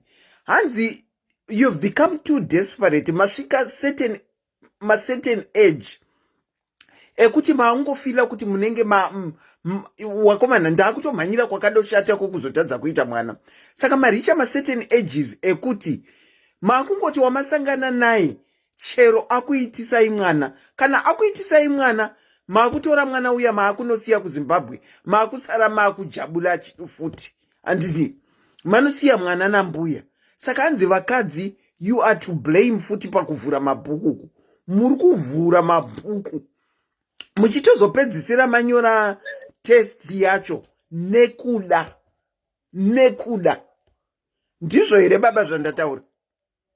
Ndizvozvo chaizvo zvekuti kuti munhu anenge adesperate extend yekuti anongokuti madanana iwewe neintention yako neintention yekuti I want to build family nemunhu iyeye handimazoona. But munhu intention yake yakatopfuura kudhara, munhu wekuti makatarisa maeji achona makada kutarisa vane vana 1 ari kumusha, 1 wacho ari kunoko wekuti wanenge akabatirwa unzi iwewe ndo uchapota uchitumira ma50 rand angachitaurwa na6 wabva kutaura vaiva nenyaya yekuti hauchazive kuti mwana ndiwako here kana kuti chii. Handimazoona. Unobva watosudurudzwa pamwana kunzi iwe ungopota uchiuya nemari chete, apa munhu ane chimwe chikomba kana achiita zvaanoita kwaari kuita ikoko. Handimazoona. Wow, asi makambozviitirwawo baba? Izvozvo zvakatoitika ndosaka ndiri kutaura talking from experience. Wow. Makatotambwawo iyoyo? Iyoyo takatoitambwa iyoyo zvakatopfuura takatosiyana nazvo takati saka mwana mwana ariko kuZimbabwe, but ndizvekuti kutosiya kuona kuti munhu weye haana future, but wotongotope mwana wako. Handimazoona. Mwana pakanzi Christmas unotengawo pari kudiwawo stationary, unongochitengawo stationary. Pakanzi pari kudiwawo zvakati, but amai hatisangane because nenyaya yakadaro kuti munhu wekuti wakatoona kuti akasida zvekuti ane future yekuti anoda kudaro. Zvakazoitika futi kechitu. Ndakasangana nadzo dzakawanda dzakadaro, talking from experience. Alright. Zvinofadza kunzwana baba vachitaura kuti nemi madzimai munenge muri kuvabatirirawo varume kuti ivo pamwe vanenge vachingoti muri kunakidzwa pakunyora mabhuku apa. Nemaonerawo zvakadaro kuvhurirwa kuti munhu aona une bhegi, une mari, une tumasenzi paunatwo hapana iwe mwana chaiye. Wapedza kudaro ndokubva watongonziwo zvakatodaro. Saka wenyu mwana uyu anga asiri planned? Uyu mwana anga ari planned kubva kumwoyo kwangu, ini ndichiziva kuti okay, inini mwana taida kuti tigare pasi tivake musha. Okay. But semunhu wekuti unosona kuti munhu ari kuita zvinhu zvakuna fast zvatodara bhuku ratovhurika, maexam atonyorwa and test yatopasa. Asi imi mamuine intention dzekumuwana henyu, but ane kafastness kake kaaive nako kakazokupai kuti muti uyu handina future nayo. Woti ari mature 30 years, but usingazoti munhu ari kuti time yandisiya. Wow, zvakangooma. Ndiri kuona pane ari kudhispita. Handizivo kuti pamaeji yayo kubva pama30 kusvika pa35 vakadzi vachona ivavo intention dzavo dzese vakadaro asina mwana ndo panenge pane brain dzati papo nokuti dzachingoti gaga tiite mwana kude ipapo ndo intention dzavo ipapo. Makadatarisa maeji achona handisi kana makavabvunza vadzimai chaivo vane time vatoti nguva dzandiperera. Aiwa, idzo hapasina rudo rwai rwekuti toda kuti tigarisane, munhu akutoona kuti inini hayi desperation hapana zvatoparana. Aiwa, idzo dzinenge dzaperawo ukaonawo kumhanyira kuma35 36 37 38 nguva dzinenge dzapera. Asi mukati ngati munhu akarelaxa time inosvikawo zvokuti makawadanana munotaura nguva refu kusvika mozoti okay we are planning to have a baby nenoo dzinenge dzichifambawo ndiri kumberika iwo uri kumashure kuna asi varume vacho imi munoti netseika futi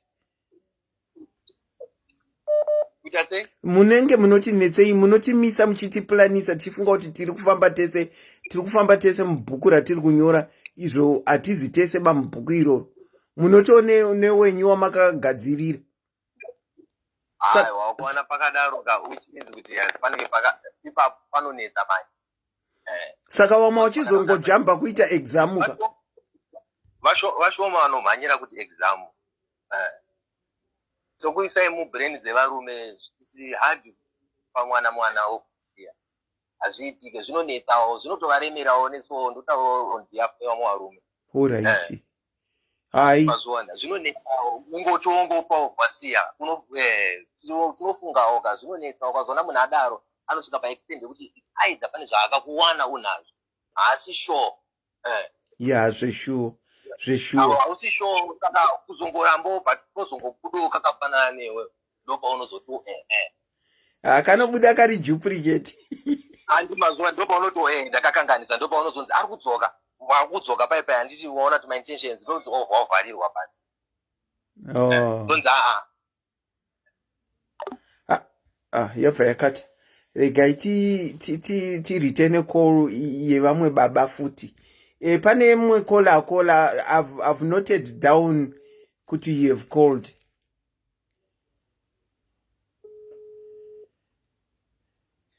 Hello baba makadini tiripo makadini wantu aiwa tinotobvunzaini compliments of the new season handifunga kuti tataura gore rino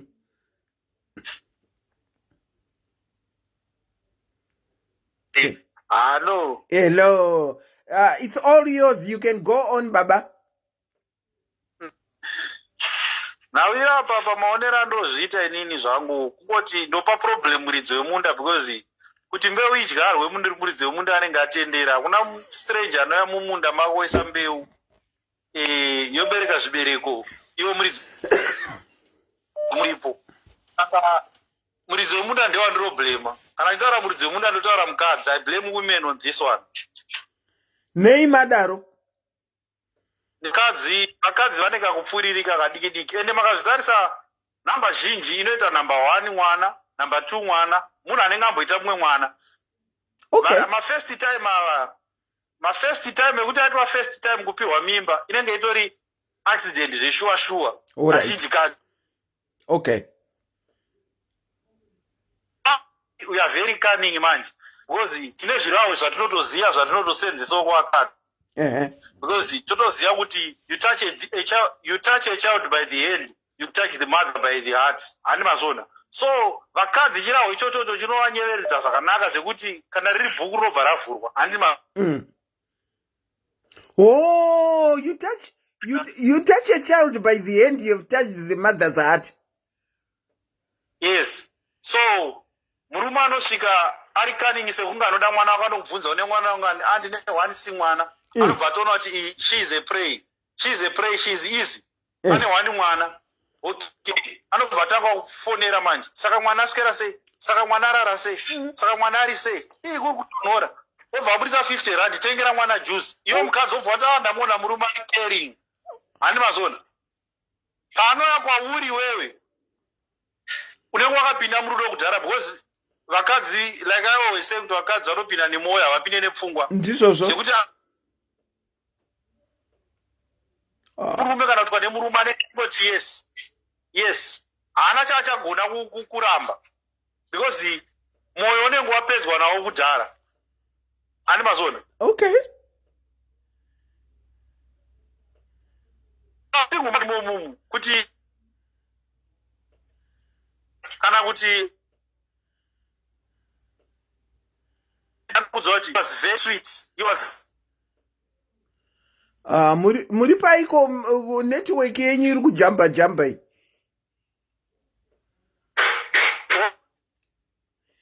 mukambotsvaga pachikona ndo pandandanotaura kuti mukaenda pachikona chenyu chamunosimbomira chiya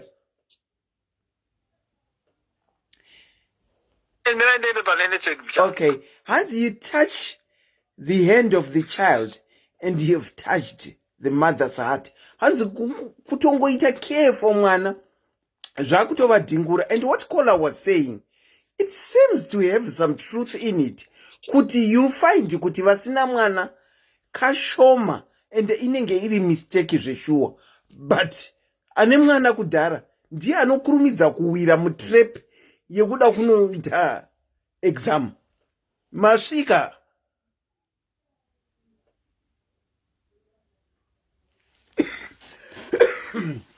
Vari kumbotsvaga pane network. Vari kumbotsvaga pane network. Taura henyu. Alright.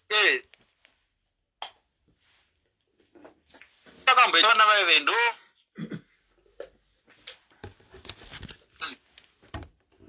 Regai ndikufonerei futi. Regai titry kuvafonera futi. You touch the child by hand and you have touched the mother's heart.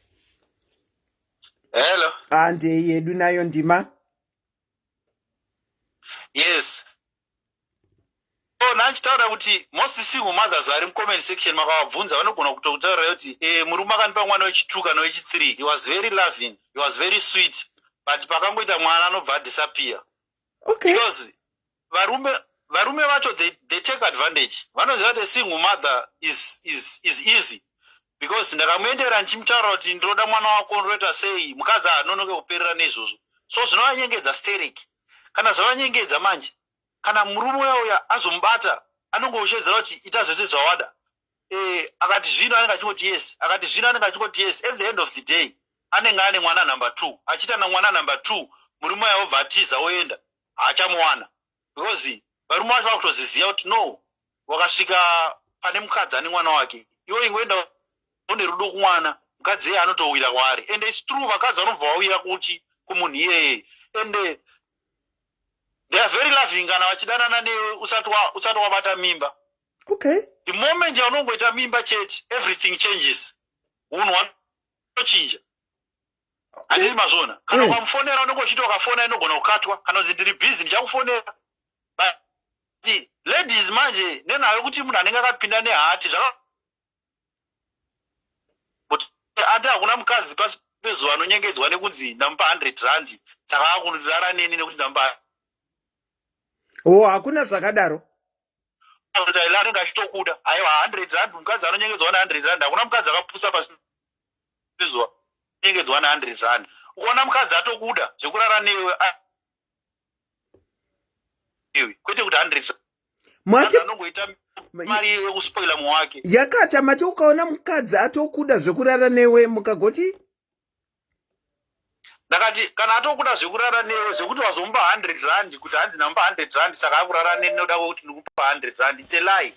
Because kana atokuda anenge achitokuda, anenge achitorara newe out of the heart kuti murume uyu ndomuda. Murume uyu kana akandiroora ndingafari. Okay. Handi mazona. Okay. It's unfortunate kuti mukadzi haagone. Unfortunate kuti mukadzi haagone kuroora murume, but dai zvaita zvekuti mukadzi anoudza murume kuti iwo ndakukuroora. Kana ndakukutizisa. Mukadzi wese aigona kungotora murume wake achimutizisa, but unfortunately mukadzi anotomirira kupropozwawo nemurume. Saka ipapo manje vakadzi vazhinji ndo pa waiting period iyo ndio vanorwadziwa zvakanyanya. Handi mazvona. Hanzi nemumwe, so are you literally saying that you play around with our hearts? I'm not literally saying I play around with your hearts. I'm opening your eyes as ladies to see, not me. Okay, they play around with your hearts. Hanzi ndikuvhura maziso enyu kuti muone kuti ndo zvinenge zviri mupfungwa dzevarume. Handisi kuti ndiri kutamba nemwoyo wenyu iwo pese, but vari kukuvhurai maziso kuti muone zvinenge zviri mupfungwa dzevarume zvamunonida kuziva. Imbodzokorodzai zvembeu kuti kudyara mbeu chi? Alright, handichiti muridzi wemunda ndiye anogona kudhitemaina kuti ndoda kuti munda mangu mumere mbeu yakadai kana kuti musamere mbeu yakadai. So ukaona mukadzi aita mimba, it's very hard for me to blame a man. Don't blame mukadzi. Because at the end of the day, ndiye muridzi wemunda. Ndiye ane makiye kuti ndikuda kuti chibage chibude here umu kana ndoda kuti witi ibude umu handimazoni ko ipapo mandiomesera mubvunzo wangu ndandichida kubvunza kuti handii ane makii ekuti munda chinhu chadyarwa chikure here kana kuti chisakure. Zvinoreva kuti chisakure tiri kuti shandisa either protection kana kuti mapiritsi kana kuti izvo zvana jadheo. Ndiko kuditemena kwacho kuti munda unokura here kana kuti haukure. Asi tingangopa blame kune vese vari vaviri kapa, nekuti iwowo paunenge uchinyora bhuku uri kuti zvizopedzisira nekupi? No, hatigone kupa blame kune vese vari vaviri. Ati muridzi wemunda ndiye atinopa blame, because muridzi wemunda ndiye anotasa munda wake everyday. Ini panhau iyi ndopa blame kuvakadzi, handimabona. Because iyi nhau iyi haimbofa yakapiwa blame kumurume, inhau inopiwa blame kuvakadzi. Because kana murume asina kugara newe pasi kuti madam toda kuti tiite mwana, kana kuti akagara newe pasi akatoda kuti tiite mwana, iwo ndio unodetermine kuti toita mwana rini. Am I ready for this or I'm not ready? Okay. Kuona kutoita mwana, which means iwe wanga utori ready. Wakatori ready for this. Hakuna mukadzi dzisira matablets, but izvozvo zvinoitwa nemunhu waunogara naye. Hazvigone kuitwa nevanhu vanogara kustay in. Handimabona. Aiwa neuyo wekustay in uyo. Aiwa ndizvozvo munhu waunenge uchigara naye ndiye anotoziva panogara matablets ako, ndiye angakudariro. Kana uri kustay in anomawana kupi matablets? Ndizvozvo. Anomawana kupi? Ofuchi munhu wausingagari naye manje. Kana wakawirirana naye kuti tikudzivirira, you are going to be using protection. Iwo unozonakirwa sei zvekuramba wakatarisa mudenga usingatarise zvikuitika kuzasi, kuti paanoisa ruoko rwake kuzasi akapfeka here kana kuti haana, ari kuitei kuzasi ikoko. Uramba wakatarisa mudenga wakangonyarara chete. Unakirwa kusvika ipapo nemunhu wausina kubvisirwa naye kana sendi kumba kwako. Baba, how are you trusting that man? Why are you trusting? Baba, ngatingoagiriyai kuti kana muchinyora bhuku pane pamwe panosvika nyaya yamunenge muchinyora zvekuti inonakidza, zvekuti hapana chaunotarisa pane zvamataura izvozvo. Hamuone kunge chokwadi here ichocho? Both kuiwewe murume nemukadzi pane pamwe panosvika pe-point of no return yekuti hauchato point of no return kana yasvikika manje hakuna munhu anofanira kuisa maoko kuzasi. Maoko edu ese ngaasangane kumusoro. Why iwowo kana usvika pa point of no return ruoko rwako runoenda kuzasi? Kudzidza uku itori, honestly looking at what he has said, that's a point. Kana masvika pa point of no return muchinyora bhuku renyu, ko maoko ari kubvisirwei mubhuku riri kunyora akuenda kana papepa riri pasi pebhuku akubvisirwei? That's a point. That's a point. Ipoint yamataura iyoyo baba. Ndobangu mukadzi, because vakadzi vanozoita zvamukutaura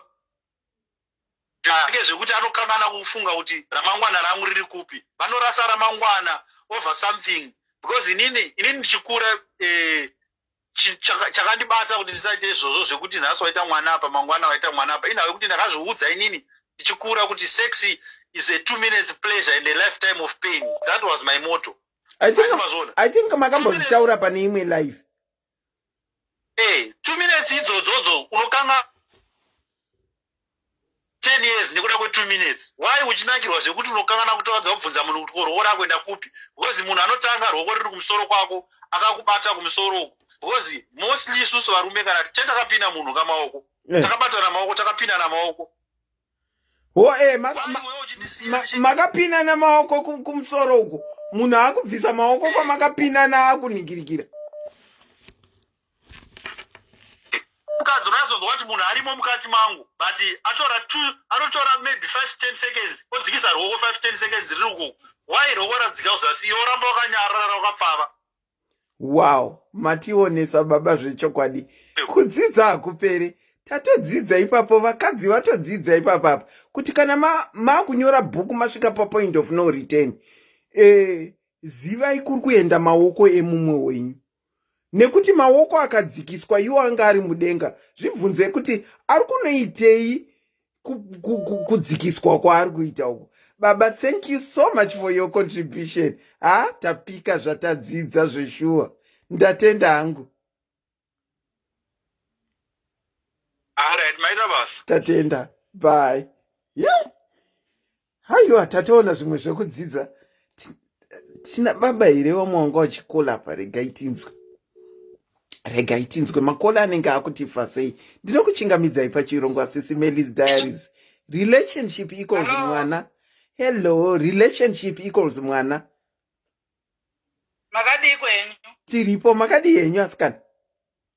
Ai tiripo, ndoda zvangotsigira baba wanga vachitaura. Muda watsigira?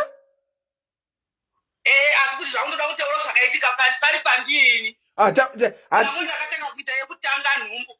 Ikabva, iyo yakaitika yekutanga yakaitika nemistake. Alright. Asi yechitu yandakazoita. Ndaiziva. Mama kukombenzeta yekutanga yakabva. Handinga ndanga ndakukombenzeta, asi kuti ndanga ndasvikawo pazera rokuti ndanga ndakuona kuti zviri nani nditewo chini. Mwana wangu. Okay. Ndikaitawo chinhu chandakatiwo chini. Mwana wangu. Ndikamudaidza zita rokuti tawana nyasha. Makawanirwa nyasha shuwo. Saka zvavanga vachitaura havo, vanga vachitaura chokwadi nokuti zvine nguva yekuti wega unotozwa kuti dai ndaitawo mwana.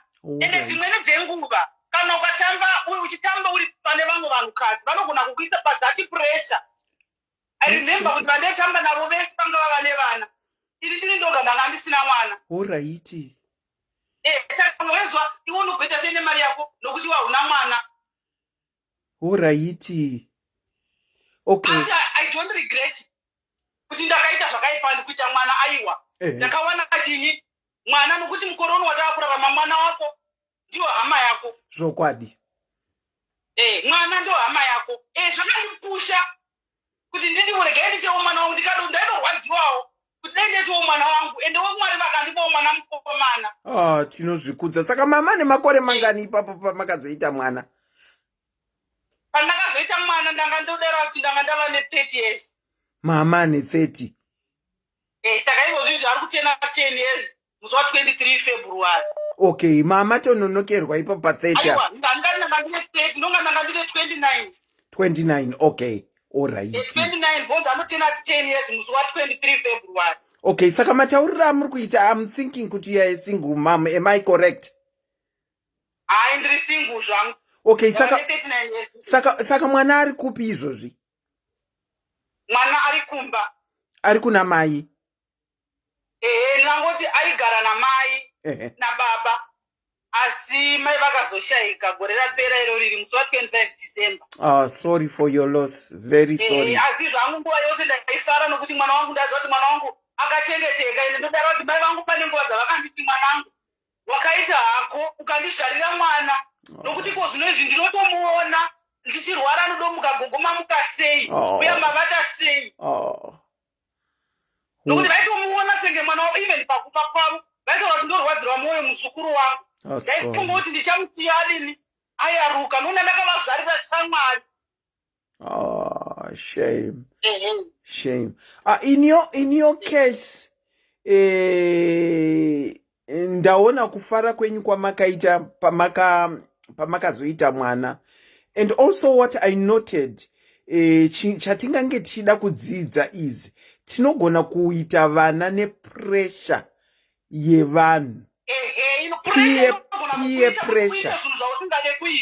Ende kama unogona kuti una senge wasaririra asi handinga regret, handingati ndinoregret. Remember ndimboudza uko munhu akambondibvunza ndikamuudza kuti ndakaita mwana asi handakuita mwana nemistake. And I would never kumuka ndichiregreta zvinhu zvandakatoita nokuti zvinhu zvandisingachakwanisi kuchinja kana kuti ndingada kuti ndizvichinje kuti dai ndisina kuita mwana. Asi chandada kuchikwanisa kuchinja ichini ifuture yangu nefuture yemwana. Ndizvozvo. Saka kana munhu zvake aita mwana kana uchikwanisa kuchengeta aiwa wekutanga wanga achiti mistake kana ukaona waita wechituvo chigumira ipapo kana toti yechitu kana kange yaita mistake chigumira ipapo pamistake yechitu. Yechitiri haichisiri mistake chiregeravo kuita kana usina munhu anokuchengetera senge iniko zvino mwana wangu ndakamusiya nababa. Okay. Ete ndinotosvirawo ete 39 pamwe dai ndamuitirawo mumwe nokuti naiye anototi mama dai mandiitirawo chii ndamuitirawo mumwe but ndozotarisa mamiriro akaita situation yangu iko zvino kuti ndigofunga kuti ndipano ndakurondorwa kuchitotodiniwo kuchigumira ipapa ndizvozvo haiwa kurotikunga masingle mother tinogona kufuririka nekunakirwa aiwa varume vakauya kuzotinovaraidza nesuwo tichivavaraidza asi kana tazvarawo vana vedu tikata wekutanga wechi2 kana usina murume wechi3 chiregera haiwa ndofunga tiri kuzvinzwa tese tiri pano ende tiri kuzvinzwa zvichibva kune munhu akaita wake mwana panguva dzaakanga akufunga kuti nguva yapera uye akungoona vamwe vakadzi vari araundi vaita mwana asi vanoti handiregrete kuita mwana kwandakaita nekuti chatoo chidadiso kwandiri uye vakaona shamwari uye vakawanira mai vavo vasati vashaya shamwari uye vakavaitira muzukuru vasati vashaya. Thank you so much Kola for calling and sharing your story. Ndatenda neniwo. Ndatenda, good night. Wow, zvakangosiyana siyana. Ava vakaita vachida.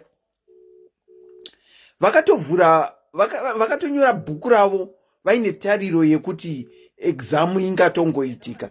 Ndinokuchingamidzai pachirongwa makadini? Aiwa tiripo hedu. Nyaya iri mudariro muri kuinzwa kai? Nyaya iri mudariro tiri kuinzwa handisati ndinotaura kuno kundine hasha. Mune hasha dzei?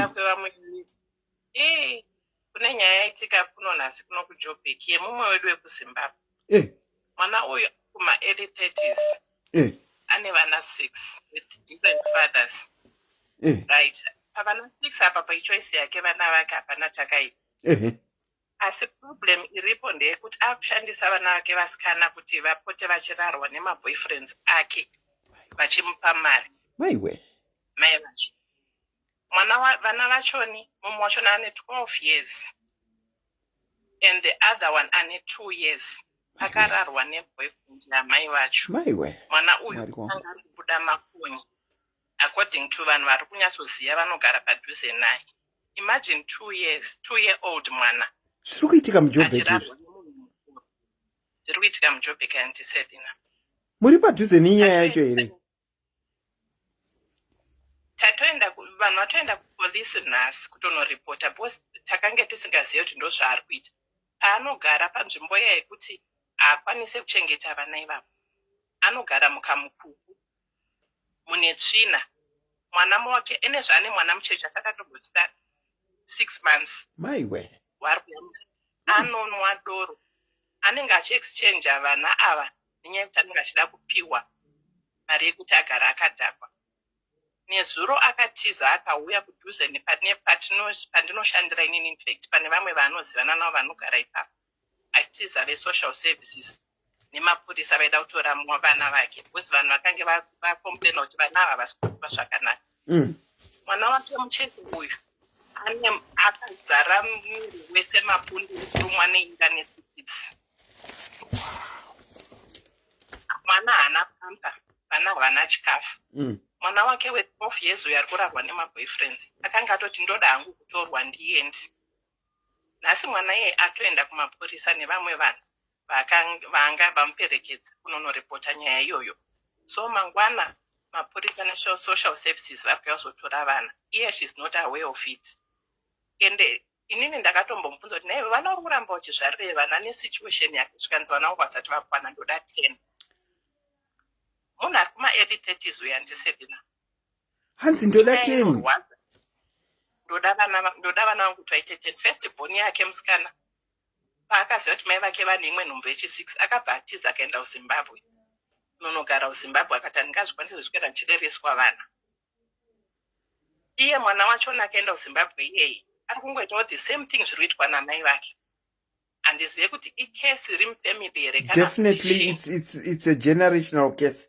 And even if you want to look back, you might find kuti kumhuri kwavo zviriko izvozvo. Wow. Yes, because anasisi vake vamwe vakatosiya vana 9 vakazofa kuna Limpopo kwenzi vakarumwa nemvuu kana vanogara muJoburg vanoiziva nyaya yandiri kutaura. Vakabva vafa nemwana wavo ipapo vachijamba bhodha. Vakasiyawo vana vavo 9 with different fathers also. Iye andi vana 6 ari kuma-early 30s. Ende munhu iye mukamuona anogara miri wake wese mapanga ese. Mwana akaramba. Mwana wake ane 12 years akaramba kurara nevarume vaanenge aidyirwa namai vake. Mwana anorohwa. Mwana anobayiwa musana wake wese ane mavanga emapanga aanopiwa namai vake. Yekuti ari kuramba anofosa mwana wake, mwana ane 12 years kuti ngatimweidorotese. Mwana uye kana adhakwa ndopavanotora maboyfriends avo vachirara nemwana without protection. And the bad part of it, mai vachona vanenge vanonzi vakatestwa kunzi vanorwara, as she is not taking anything. Haana medication yaari kutora. Which means vana avava, it's obvious kuti pamwe vanogona kunge vachitopuwa ma-STI nema-STDs. Inyaya inorwadza ndisena ndanyanya kurwadziwa nemwana ane 2 years ainzi akaonekwa achibuda rinenge gonye kuzasi kwake. Mwana iye anomboenda kunorapiswa. Kuti nyaya itizoiziva nhasi, kune vaenda ikoko vachida kunonoona mwana uyu kuti mwana uyu azotaura chokwadi wetikofesu. Paanogara vasvikowana vamwe vanhu vekuMalawi vakati tokumbirawo mutore mwana uyu mumbotaura naye, mwana uyu ane zvakawanda zvaachakutsai. Ndopaakatorwa mwana iye akaendwa naye samwe akanotaura kuti ndizvo zvandiri kuitiswa namama. Ndikaramba kutora nemaboyfriends amama ndinorohwa. Nekuti iye anototaura kuti nini mwana wangu anondiunzira mari. Imagine mwana ane 12 years anofanira kunge achienda kuchikoro. Anokuunzira mari yei achiiwana kupi? Inyaya inorwadza andiselina. Saka ndangoti ndingotaurawo pamwe ndingarerukirwe nekuti inini as a mother semubereki zvinondirwadza. Kuti sei munhu ashandise brain dzake kuti i-child abuse yaari kuita. She doesn't deserve those kids.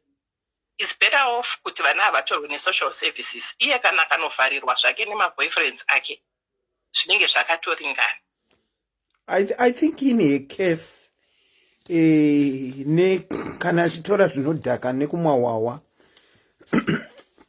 achisina mental stability yekufunga semafungiro atiri kuita kana mafungiro amuri kuita imimi mama, atomuligi yake yekufunga yekusatisfya zvaanoita by using the child as a pawn kuti amuunzire mari, ndo zvaato interested in. And mufellow Zimbabwean, yes, vakomana kufunga kuti kune zvakadaro zviri kuitika zvinorwadza. I was so shocked nhasi ndichinzwa nyaya iyoyo. Ndatoti vanhu kasikai zvenyu mutoenda kupolisi nemwana uyu. Saka mapurisa vati havakwanise kuuya nhasi, vari kuuya mangwana vaine ve-social services. Then vomureidha votanga vaona kuti paari kugara ma-living conditions ake akamira sei. Then votora vana, votora iye. Then vanofanira kutsvaga vama-boyfriends ake aya anga achirara anga achikuunza kuti varare nevana vake. Wow. Then nyaya yotangira ipapo. Wow. Let me take this opportunity to thank my fellow Zimbabweans. Vamira kuti vaone kuti mapurisa ne-social services yapindira mukati menyaya iyi. The alert residents vemunharaunda yaanogara vamanya kuti mapurisa auye. But however, I am disappointed with mapurisa kuti anopa message yekuti ari kuuya mangwana. Ko vadi kureidha nhasi manheru? Why mangwana? Who knows what will happen between now and mangwana? Who knows kana paine mumwe munhu achaita whistleblow kuti uri kuuya uzoreidwa.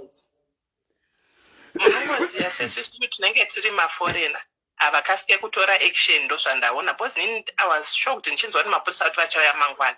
Ndikati kwaakawana mumwe munhu achamutipa akamunza. It's only that ndiri kufona asi munhu ane foni haatorina kana nefoni yachoni, saka handoziva kuti hambozvizive zvemafacebook izvo.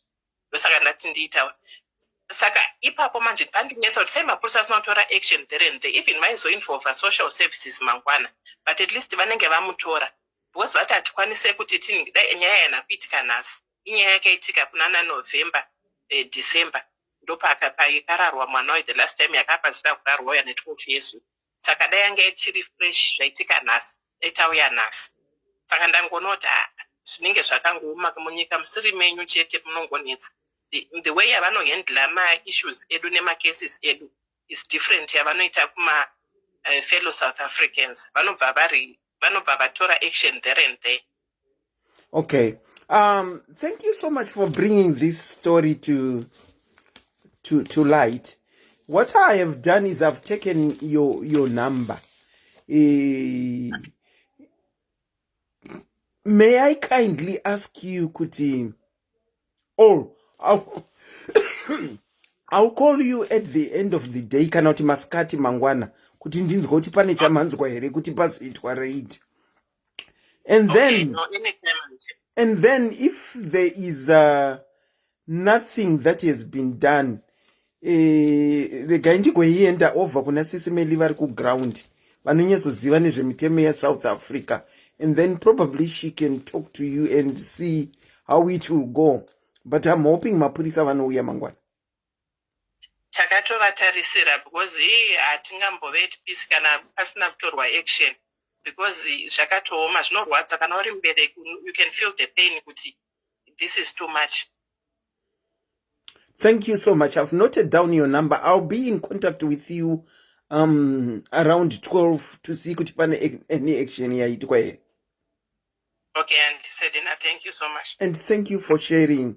It's a sad story, but it had to come to light. Tingangobatsira vana ava zveshu. Okay, and Selina, maita basa. Tatenda.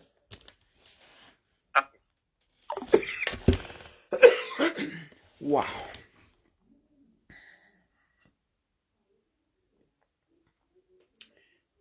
You know, it is so sad. It is very sad. Tinounza vana sometimes into this world only kuti va experience upenyu husina kunaka. 6 vana a 12-year-old achiitiswa chipfambi naamai. That is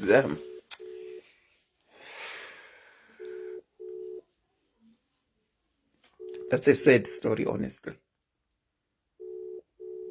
And a fellow Zimbabwean for that matter. Vanhu vari kutoti munhu ari kuSouth ari kuita basa, and yet ari busy.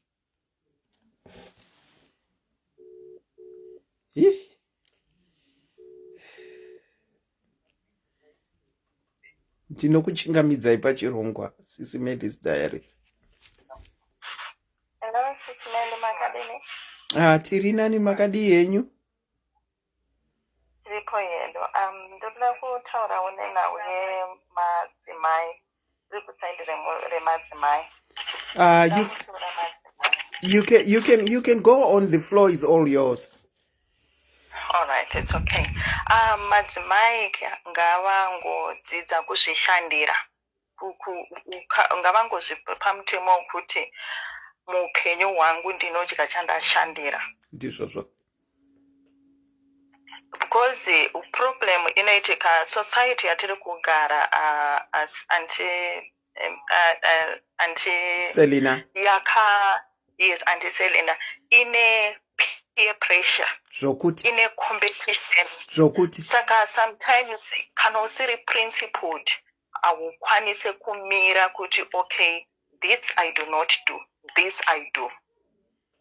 Okay. Let's go back. I'm going to touch the Christianity way and the Pachivanhu chedu culture yedu isusu seseve kuZimbabwe. All right. Culture yedu inotaura kuti kwatakabva, ngatisatore hunhu hwema-South Africans kuita hwedu. Kwatakabva uko takarayirwa aurare nemukomana asina kukubisira mari, unorarirei naye. Wonke ma-mistake anoitika, pane vamwe vanenge vakuda kuzotesta vana vakangwarisa and something like that, hence pozoitika mistake. Mistake inongoitika ka1. The second time aisisiri mistake, because wakutoziva, wangwara, wakuziva zvekuita. Saka touya ipapo pekuti okay, waita mistake, vabereki vanogona kuunderstanda kuti waita mistake wapuwa mwana 1. I understand anditi wapuwa mwana 1. Iregera kupa vabereki bhedhe nekuti upuwe futi mumwe mwana wechitubu because watongwara wakuziva. Ini nangu nokoti kuvanhukadzi kana waita mwana wani usaite mutipo miri mumba, usaite mutipo miri mitatu mumba.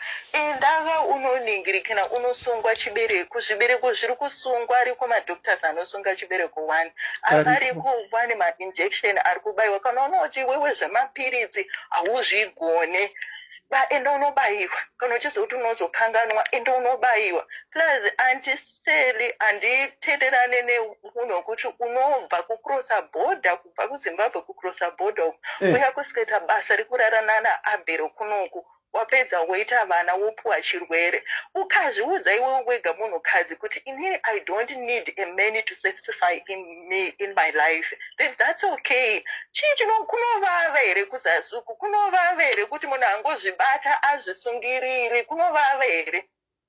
Kana munhu asina kurara nemunhu kunovava here?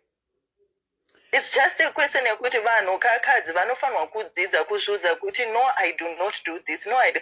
Kana ada kurara naabhero kana asina kumubvisira mari abhero, then ngapuwe mari, ngabhadharwe. Wongozoti vari kuita chiure bhozi, chiure chavanenge vachiita. Ngapuwe mari, ngachaje kuti ndoda mari yakati, apuwe mari. Chinenge chachihure kazveshu. Chinenge chachihure, ngachipuwa kamari, ngapuwe mari. Kuruzvara uri kuzvarire mutupo, haidi kuita mutupo miri mumba. Munhu ndaangoita mutupo 1, mutupo miri mumba unoidi, wozoita sei? Unodirei vana vakawanda? Kana waita 1 waita mistake, zvatoramba marriage, don't try again. Chishandira vana vako, uita upenyu hwako. Mutupo miri unoidi mumba, unoidi mutupo miri. Plus the other thing anti Selina, vakadzi uku unoona kuti the reason why vari kuzoliwa nevarume to that extent kusvika pakuzomuzvarira. Ndafarira kola ataura kuti ukafarira mwana wasingle mother, watobata mwoyo wake, anobva atofunga kuti ndadiwo, bva atopfumbisa pfungwa dzake dzese ipapo. Havasi kuda kushanda, vanhu vari kubva kuZimbabwe havasi kuda kushanda. Unoona kuti mukomana aka anokutora unokutengera kana KFC kana kuti McDonald's about 70 rand. Big Mac is about 70 rand. Orara newe usiku hwese, ashikushandurudza usiku hwese just because of 70 rand. But uri munhu ari kushanda kuti you can afford kuenda paMcDonald's kunozvispoila. Tisati sende kuti abhera akauya akatengera McDonald's, unongoona senge wapuwa mvura because you are used to this. Unozviitira, wagara uri munhu anozviendesa out. Vasikana ngavadzidze kuzviendesa out, ngavaende panze kunze uko vazviendese out. Akatambira ngaatore mari yake iyoyo yaaswetera, kana achinzwa kuti aroda McDonald's ngaende anogara kuMcDonald's, atenge McDonald's akagare pasi adye. Akafunga kuti ada kuenda kuholiday ngaende nemari yake. Akadaro nyangwe abhera akauya ambofa akamuvhara, nyangwe abhera akamuita chakaita seambofa akamuvhara to such an extent yekuti anomuitira mwana. I hear you. I'm getting you. Vakadzi ngavadzidze kungozvibata, ngavadzidze kungozviudza kuti inini handirari nemunhu asinondibvisira mari. Kana ationa kuti okay akuda kuroorwa, then abhero kana uya ngaenda anobvisa mari, then you take it from there. Kana wazovharwa wasi unoziva kuti maparents ako akadya mari, mombe dzakaenda, wazovharwawo. Kana asina mari ngabve pauri, hane newe, hauvhure makumbo ako. Chivanhu chedu takaisa kupi? Kaucha yedu takaisepi? Kaucha yedu takaisepi? Tiri kukanganwa kaucha yedu takaisepi? Murume haasi wekunyengerera, hapana zvinhu zviya I think ndezvo zviya zvekutongoti unongonakidzwa for 1 minute, then after that you come back to your normal senses. Titarisa kuti maspirits mangani, there's something in Christian side yokuti munhu waurara naye, you take anaine ma-evil spirits and what you carry all those. So you imagine kuti per day uri kurara nevanhu 10, ururara nevanhu 10, maspirits mangani? Pamwedzi wasangana nevanhu 15, maspirits mangani? Uda kuisa magora mangani mumusha? Uda kuisa magora mangani mumusha? Gora, that's a strong word, Kola. Yes, this is the language that ladies we can understand. Wow. It's too much, Auntie Selina. Wow. Kune chirwere iko zvinezvi. Why would you walk around and sleep around? Kune chirwere. Why would you walk around and sleep around? Kana vanhu vakazokuti iwe une AIDS, woseka, woti woti vanhu vakandivenga. Ndiwe uri kupa vanhu zvekutaura, uri kumbozviitirei? Wow, saka zvemasoul ties zvinotaurwa izvi munobvumirana nazvo. You seem It's to very true. It's very true, and zvitorimo even nemubhaibheri Mwari havanyepi havana he is not a god of confusion. Vanotaura sei zvazviri, ndosaka marriage yakaplantwa muEden ikatoropafadzwa naMwari, ndiyo vakaigadzira. Saka imimi kana makungoitora as a JJ yekuti wangosvika apa warara, wasvika apo warara, wasvika apo warara, kana naiwo Mwari kana vakatarisa, to be honest, Kola. Hands in a scholastic, sometimes situations force you to do that. There is not Auntie Selena kuva imhuri dzakawanda takazvarwa kuZimbabwe ne zvinhu zvakangooma nanhasi zvakatongooma hazvimbofa zvakatombochinja. Iwewe wakatoburitswa tichinja life yako, ndiwe uchachinja life yako. Zvimwe zvinhu unoramba kuti this I do not do. Why would you want quick money yausina kushandira? Why would you expect it? Let me tell you, Auntie Selena, vakadzi, let them learn this. They mustn't allow anyone to feed them. The reason why we are suffering today is because it's because of appetite. If he was tempted with appetite, same applies with us ladies. We are getting tempted because of appetite. Duze kuti munhu anorarirwa 50 McDonald's inoita 50 rand. Ndoyo anorarirwa iyoyo onzi come for a weekend or come for a sleepover just because of McDonald's a 50 rand. What do you gain from that? After that, the following day you are in the toilet. Auchatozivi that McDonald's kuti inoshanda chi. Don't allow anyone to feed you in life. Learn to feed yourself. Learn to eat your own sweat. By so doing, you block a lot of things in your life. You block a lot of principle mupenyu wako. Kana ivo varume vakatokutarisa vantozoti apa handiende ndisingazive zvandoda, it's better ndigarira kure. Just because you set boundaries. But kana wakangoita munhu angezi remwa wakangodaro, yes, they come and do as they please. They can toss around on top of you and you can't do anything. At the end of the day, you end up bringing Magora Kuma. Yee, Kola. That's honest. This is the language that they can understand. That email, you end up bringing Magora Kumba.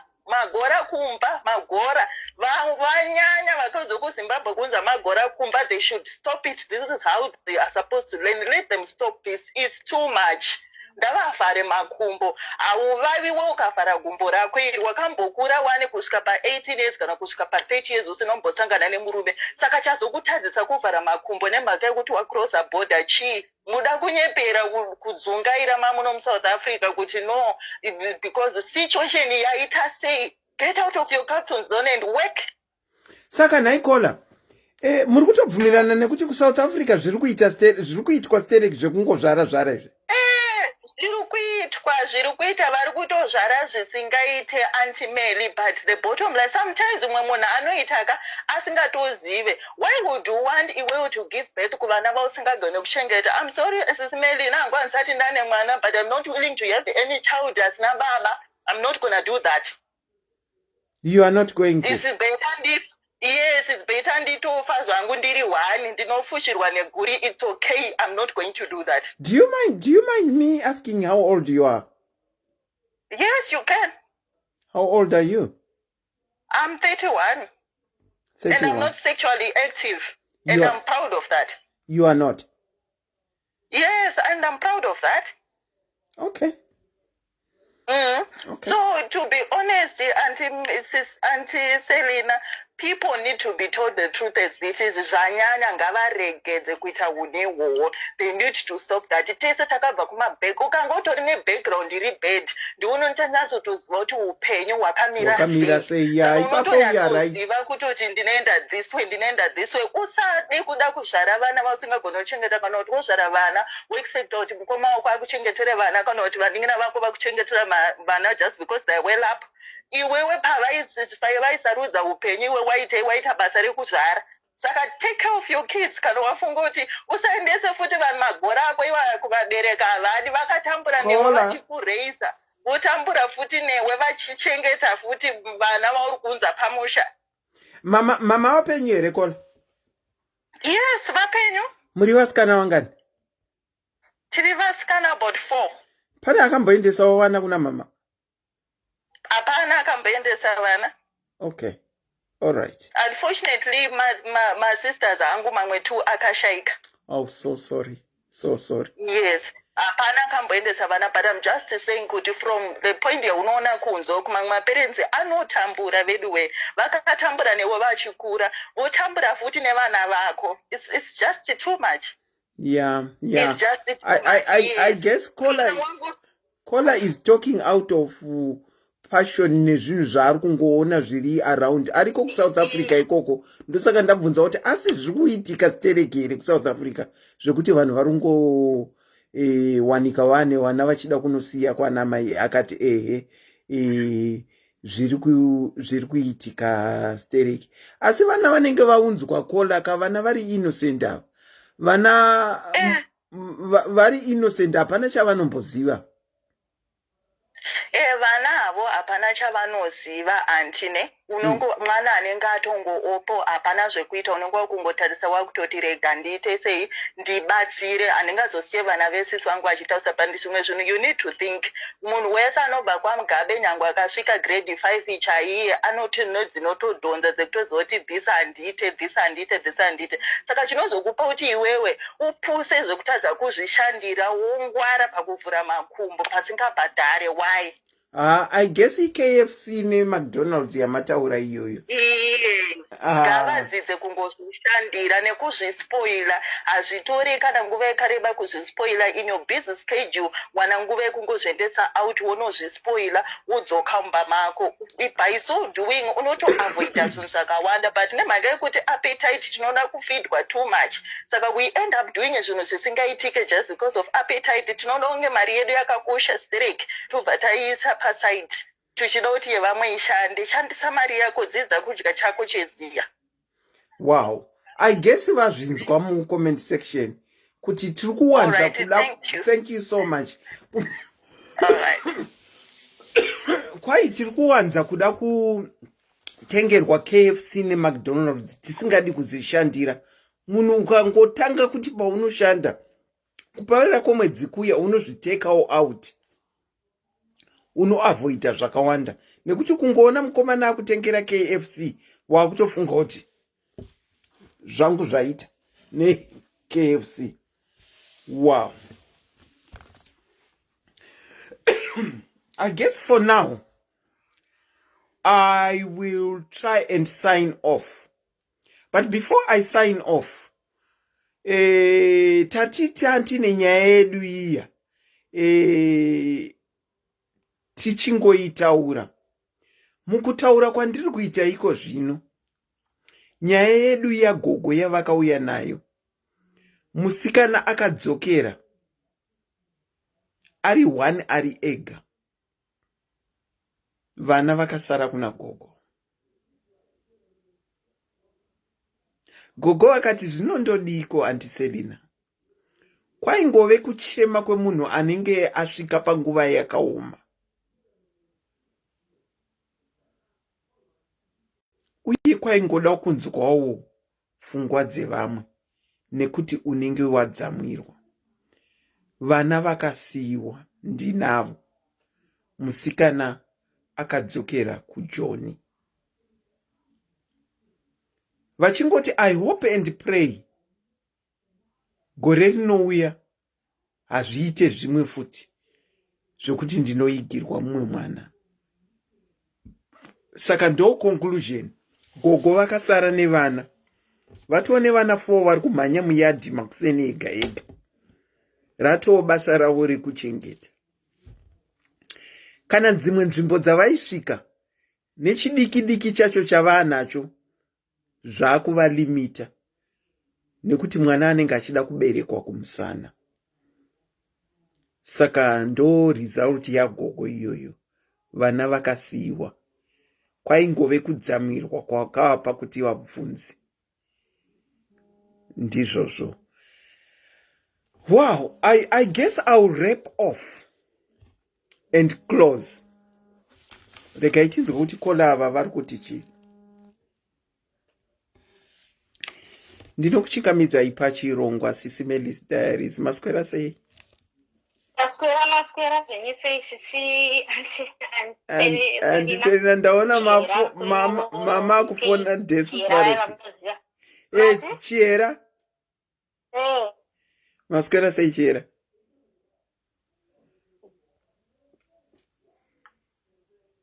Chiera taura henyu vakateerera. Anyway, pamusoro izvenyu vateereri, ndabatira zvangu chirongwa ichi pakati. Ndiripo? Taurai. Ndati pamusoro ndabatira chirongwa pamberi. Muri kundinzwa here zvakanaka? Vari kukunzwai loud and clear. Okay, that's nice. Saka inini ndiri kuti ndambonzwa vamwe bhodhi vachitaura pandajoina chirongwa ichi, vachitaura nezvekuti vakadzi ndivo vane varidzi minda. Saka munhu anofanira kuti azive kuti kana achida kuita mwana iye mukadzi ndiye anopiwa mhosva nekuti ndiye anoziva kuti ndosakurisa ani kana ndoisa mbeu idzi dzinozodai. Ipapo inini ndinopokana napo semunhu wanesi akaita gynecology. Munongoziva kungobudawo kunze kwenyika yedu yeZimbabwe muchienda kune dzimwe nyika munhu unovhurika pfungwa. Zvataurwa namukoma ivavo vechirume zvangorakidza kuti masamba atosiyana, nekuti ivo kana wava kuzvitarisa semunhu wanesi ane ruzivo rwanesi, ndabva ndangoona example iyeye yekuti vakadzi vanorambirwa kunzi hauna kuzvara mwana mukomana pamusha, otonzi ndiwe une fault, wotodzingwa murume ototora mumukadzi nekuti havana knowledge yekuti sex yemwana is determined by the father. Anditi right, toisa iyoyo paside.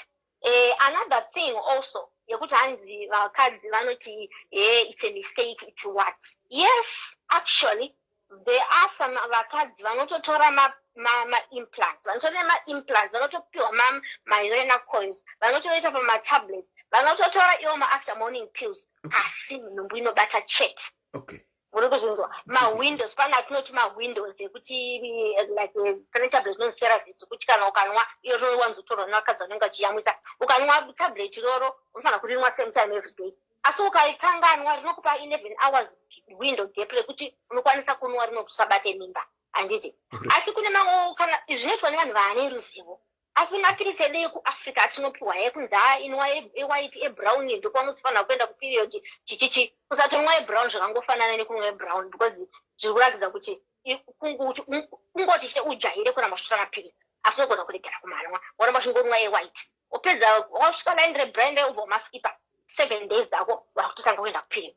Anditi saka vaya vanotaura kuti hanzi mamistakes watu ariko tinotoziva vana ndiri neshamwari yangu akaita vana 2, she was on a Mirena coil, both the children came up vanotori nema-indentation of the Mirena coil, akaibata muruoko kudai mwana. Saka they are not 100% those things. Saka zvimwe zvinhu kangatitange tange taresearch tisataurirane manyepo. Anditi ininiwo zvangu takamira ipapo. Pana sisiwo vauya manje apa vanga vachiti vana magora, which is a very very rude and nasty comment isingatombofanira kubuda mukanwa memunhu mukandi, no matter kuti wakanganisirwa sei kana chii. Isusu vamwe vanhu tine vana vachona vane mitupo yakasiyana ivavo hatizonzwa zvakanaka, nekuti vamwe vanhu vanenge like myself handina kuita vana vane mitupo yakasiyana by choice. I didn't. I can tell you my story is very sad, but in Ndrimona businessman wangu was a well-known multi-millionaire businessman in Zimbabwe. Asi ndakaita nhumbu ndine form 5, ndiri form 4, ndine musikanzwa St. Dominic's. Baba vangu vachingoti uya akapasa, ndinotokwira pamusoro pemashops ese ndotouza murombe dzese kuti wapasa. That's how bad I was kuchikoro musikanzwa. Asi paform 4 ndakabuda ne6 subjects, ndakati chikwira ikapaniki paimudedzera, asi ndine 6 idzodzo ndakasina maths. Amai vangu akabva ati inamai vangu vari pachipari, ndiri first born yaamai vari pachipari. Saka namai vangu mwana wangu ndoda zvaende kuuniversity, hazviiti kuti manje uende kuform 6 zvandada kuita, uende form 6 usina maths.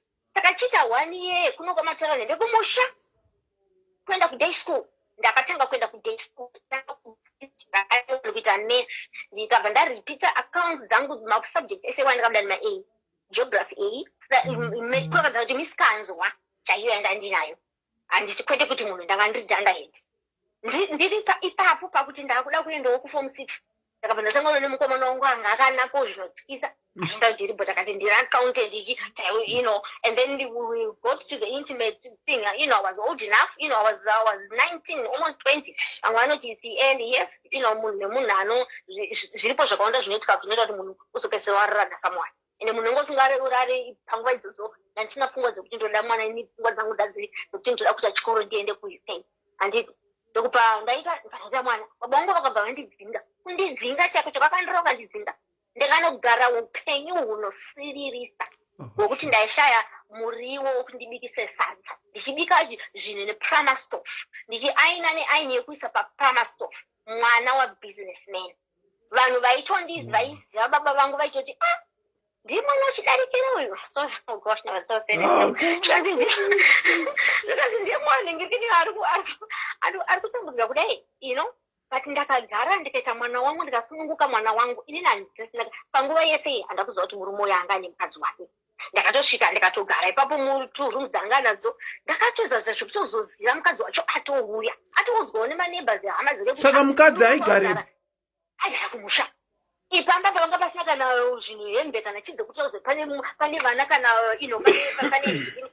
ende aingondiona kana auya kumusha kwepaiwa kuzondiona kumba inde handisingabvise koko ndakangobvise koko akawanda ndazodzingwa manje ugo manje mukadzi akuya akuda kutoinhirira akuda kutoita zvega nhafu ndikati manje inini pana handipesvika inotuka the story short the woman akazopedzera aenda ini ndakasara ndakagara baba vangu vakabva vati ini handitambire mari yemunhu akadaro munhu ari kutozvitambudzikiro zvake handitambire mwana wangu hana mwana anororwa nerombe vakaramba baba vangu vakaramba kuti mwana wangu arove handina kurorwawo zveshuwa mwana wangu akasvika pakuita gore aita gore kudaro ndikati zvepano ndazvitadza murume yahura zvotyisa ndikabva ndatuta twangu ndikabva ndaenda kwaatete vangu vandikandikudza unogara natete vangu ndichitoriwo koko then I found mwana watete vangu akati mainini someone is going to UK ndikuende munditaura naye muende vandasiya mwana kwaatete asi baba vangu vanga vachiti vapenyu vakanga vakagumbuka pakazoenda atete kuna baba vachiti mwana wehanzvadzi yenyu uyu ati anokwanisa kuendesa amainini kuUK kana baba vangu ndinongomupa mari yetiketi chete vanga vakaoma mwoyo baba vangu nekuti vakarwadziwa zvikanzi nekuti ini ndaida kuti uende kuchikoro saka ndida kumupa mari yetiketi chete ndoone kuti ane brain here dzekuti anoita something zveshuwa vakabhadhara tiketi chete mari dzekuzouyawo izo munongoziva ana mai vanopa ndobva ndapiwa mari dzangu bva ndauya kuno ndobva ndatanga kuenda straight kuuniversity kunoita nursing uku ndichishanda mabasa edu atinoita ekeyaya tichiita kuti atingazvizive uchishandira pabasa ipapo nongoti ndinogona ndisvika ipapo ndichiita chete ndasvika pai second year ndabva ndatotumira baba wangu 1,000 pounds zvakanzi munhu ari kuUK anotumira vanhu mari yekumapounds nekuti mumwe mukoma wangu wakambenga aenda kuUK achisosa baba wangu achiti kuno ndikutumirei mari ndiri kuita kosi yenursing achinyepa achipiwa mari kuti baba wangu vari businessman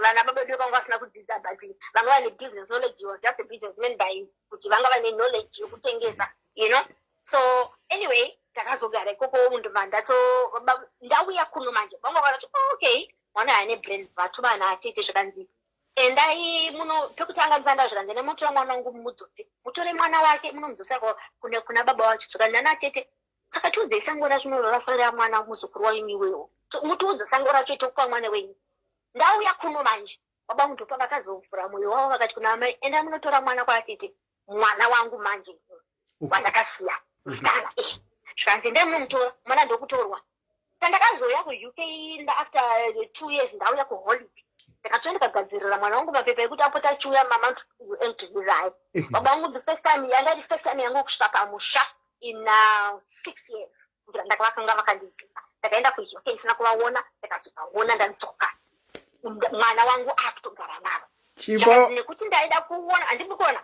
uchiona kuti une hunhu here. Ndakagara 11 years ndakaita nursing yangu ndikapedza ndikaita 11 years ndikazosangana nemurume wangu munursing imomo ndikaroora ndakada nemurume wangu for 5-6 years tina kuroorana. The 6th year tikatanga kugara tese.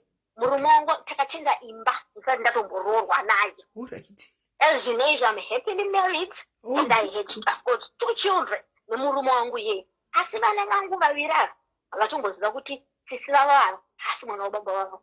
That's how fantastic my husband is. That's fantastic. Mwana wangu pandakamuudza kuti baba vako vafa, baba vake vakafa nechirwere kusauto. Ndikati baba vako vashaya zvikanzi ndikati biological father vako vashaya zvikanzi baba vangu vari ku ndikataura zita kwatinogara zvikanzi ndo baba vangu ivavo handidi kuzvinzwa futi. Mwana wangu ane 26 years inini ndine 46 years. Amukadzi mukuru she makes her own decisions. Ndikati aiwa wakura inini I had the obligation yekuti ndikuudze. Asi kana kuti wati haudi amwene vangu asi amwene vangu vakabva vasunga zvikanzi aiwa amai Iraini amai Iraini azviite. Unofanira kutoti muende nemwana uyu kumusha kwababa vake anotsika paguva rababa vake. Munhu anofanira kuti azive nekuti anoziva iyeyo kuti ndikumusha kwake but masina mutakachinja ndakaisa mumasenemu angu ndokuti baba vangu vakatofa vachitozvishuvira kuti mwana uyu ngaachinzwe senemu yababa vake aiswe senemu yaamai vake. Ndakazozviita ndauya kuno kuzadzikisa zvaidiwa nababa vangu.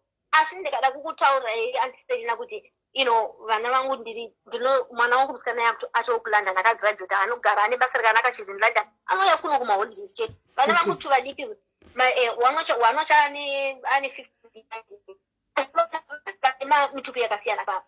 Saka ndoda kuchaya kuti ayakakola angachiti usabva vachi munhu une circumstances differ. Vamwe vanhu circumstances differ. Mumwe munhu hautomboziva handiti tisatobheliva kuti kuna Mwari. Kana tichibheliva kuti Mwari ariko, we should also believe kuti Mwari anotipinza mumacircumstances akasiyana-siyana nekuti tiri vanhu vakasiyana. Ekupedzisirako chese tinogona kubuda tafanana. Asi kufamba kwandaita nzira yangu hakusi kwawafamba nzira yako iwewe. Iwewe unogona kuenda muchinhinga mupinyi nechinechi uchiona vanhu vanokupeshedzera vachikudzorera mulaini kusvikira wasvika. Wotoona munhu anongozvarwa angori straight ongoti zvese pa1 ndavhurwa zvakanaka ari virgin chichichichi muchato mwana zvatoita handimuona. Asi kumberi uko kwokupedzisira uko tese tinozoona the light tangofanana. Saka vanaka mitupo iyi tinongoti kune mitupo ina don't believe nezvemutupo nekuti Mwari akazvara Adam naEva nakuvaka mutupo. Tachiri vanhu vamwe chete, vanhu vakazopatsanurana zvavo vachienda kuma-different divisions whatever vakuzipa mitupo nechichi. Asi tese takafanana. Kunzi shava, kunzi dhure, kunzi tese takafanana. Nekuti nyange zvatinoti tiri varungu vanhu vatema tikavhurwa kudaiwo nyamba tikati laparati nikuvhurwa kudai tese tine nyama dzakafanana nevarungu mukati. Chinongotisiyanidza chete iganda rekunze. Saka please sisi vaiva mataura kamuna handina kufara nemi. I'm sorry if you are hate but hazvina kunaka zvokuti munoti mabhora vana havana chavanoziva. Ini ndikakuzoti vana vangu izvozvo zvandataura kuti havatomboziva kuti sisi vavo havasisi vavo biologically. Munotoshama mukavaona vari pamwe chete. You won't even know. Kana munhu akafamba pangu anotozonzwa kana ndatomuudza otherwise they don't know. Ndokuratidza kuti izvoni iwo madzinza zvatinonge atiri kuti kune madzinza mukaiti madzinza kwani zvinongoita kana Mwari anoda kuti zviite if it's your path it's your path. Munhu wese ane path yako. Maybe iwewo path yako ndeyekuti ucharoorwa uri 40 kana kuti 45. Ini ndina sister wangu akaroorwa ari 40 atokuitira mwana wake eziboni yake aindozviti anoita zvake zviri proper and she managed to do it. Ndo way yakewo iyoyo. Iwo pamwe uchazozvara mwana wangu ana Esther vai unozvara mwana wako ma50s pamwe ndo inenge iri nguo yako yawakatarirwa naMwari. Saka munhu nemunhu ane zvake zvakatarirwa naMwari. Kozovewo nyaya yaamai ava vekuita vana 6 vari kuita zvegunda musaira vachizvara vana kunge mbudzi. Aiwa izvo. Kola saka masiyane ine kola wamuri kuti angachiti vana maji ima kutaura kuti uyu ari kuzvara vana kunge mbudzi. Saka masiyane ina kola angaripo. Ndati ari kuzvara vana kunge mbudzi. Munhu uri kutaura amai handisi kutaura vana. Vana havana problem. Amai ndo vane problem. Ndo vandiri kuti vari kuita kunge mbudzi. Nokuti vari kuramba vachingodududza vana chidudza vana. But ine calling guy. Ine calling but ini ndakaita sezvangu it's very justifiable. Because ndaona ndatarisa dictionary ndakafunga kuti amai ndingati chiri very respectful. ndingati amai ava ngavangorega kudududza vana vati muri kuti munhu uyu atori munhu asiri mentally stable. Kana asiri mentally stable, ini kufunga kwangu zviri kutoratidza kuti amai ava vakabvira kudhara vachizviita. Vakatoona kuti vana vanotowana mari having vana vakawanda through vachivaitisa sex business. Handiti saka zvazobuda nhasi after how many years amai ava vachizviita, vanhu vachizviona vanogara navo pamadhuze vasingatauri. Nekuti nyaya iyi kai kuri kunoku munoziva Selina, vanhu vangada tosungwa kudhara vana vatoendeswa kamwe zvatofamba kudhara izvi.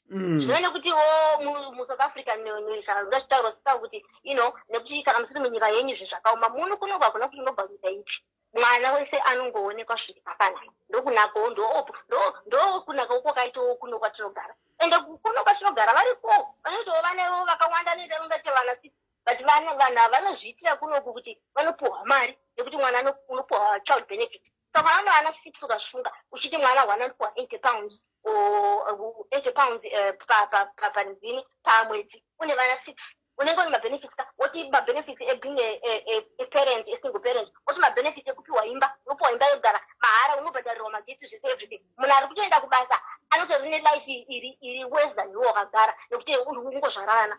Vana ndo basa rako iwewe. That is your job to keep on pumping vana out. Vanhu vachienda kumabasa vachishandira iwe mateksi atenge zvibhadhara ndiwo wakumatora uchichengeta mhuri yako. Ndo vanhu vanoona rudhava moto dzakanaka vachiita zvinhu zvakanaka asi iwewo unobuda uchienda kubasa uafodhe zvinhu zvakadaro.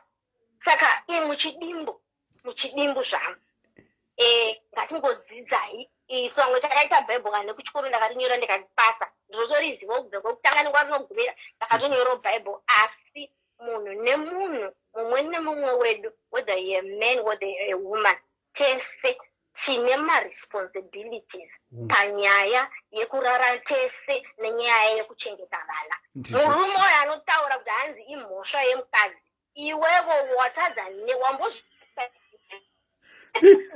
imi vanhu vari mucomment section munhu ngaazive ngaataure hanzi Flosi Makombe usadaro ngaataure zvake zvaanoda. Inini am just saying my piece. Kana achida anongofona otaura sezvazvikuita zvemacomment section zvokuda kutaura munhu wakawanda behind a message, it doesn't work. aiwa vari kutokubvunzai mubvunzo, vari kukubvunzai ngavabvunze ndiverengere ini ndinovadayira hanzi kola. Saka zvamuri nesi wekugainoko zvinoreva kuti muri kuzvarisa mbudzi here kwamuri kuzvarisawo? Tiri kuzvarisa mbudzi. Anyway, gaini yachona pandakaqualifya 22 years ago ndopandakaita gaini pavo. Izvi nezvamunoti gaini nesi. Saka ndaizvarisa mbudzi nevanhu chaivo. Okay. Anyway, thank you so much. Thank you so much for sharing. No problem. Thank you so much. And saying your sentiments. For taking my call. All right. Okay, take care. Good night. Bye. Thank you. Bye. Wow. Let me take this opportunity to apologize on behalf of the two callers. I'll say on behalf of the two callers. For my words asakarurama ataurika. Apologies to all of you. I'll wind off, but after hearing story mukadzane vanatkolfa, it has dampened my spirits really serious. I'll be honest, tangata kuita live yedu, but my mind was disturbed. I'm sincerely hoping that police will take action tomorrow. But having said that, let me encourage someone who is in the comment section tonight that when you start to write a book, it's up to you. We cannot tell you that you can't write a book. Tese tama grown up zvokuti munhu anoita decision dzaanoona dzinofambirana na iye. But let me just encourage you, when you start writing my books ako, my notes ako mbuku rako, I sincerely encourage you before you even head to the exam time, tanga waita revision yezvinhu zvauri kunyora. Because once you head to a test and a result has been announced, especially in the form of bringing a child into this world, that result is final. It's 100% final, and you can't take it back. Also, let me encourage vanhu vevakadzi, kana tichienda kumabasa kwatiri, ngativei vanhu vava vakadzi vanozivawo kuzvibata nekuzvinakidza. One caller said kuzviendesa out. That's very important, because ukaleka kuzvida iwewe, kuzvilavha iwewe, uchizviendesa even out, unenge wakutsvaga rudo nenzira dzisiridzo. Ndopa unozopedzisira waungoita mafinal exams, because you are now looking for love in the wrong places.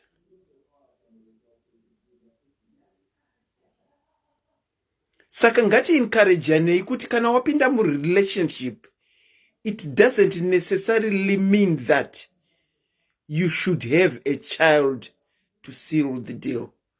Because once a child is born, remember, you are tied to a child for the next 18 years of your life. And for those that are taking vana kunana mbuya, let's bear in mind, even if tichivapa mari,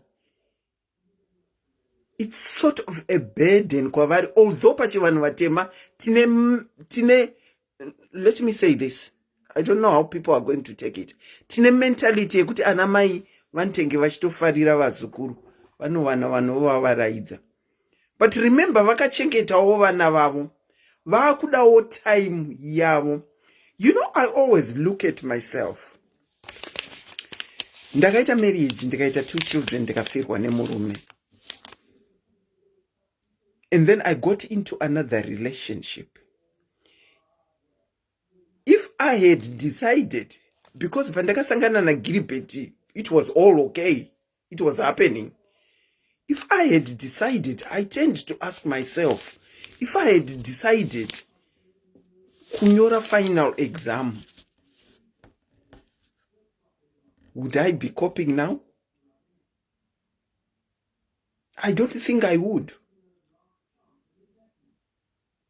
If I had said relationship equals Mwana to seal the deal, I don't know where I would be right now. But the choice is yours.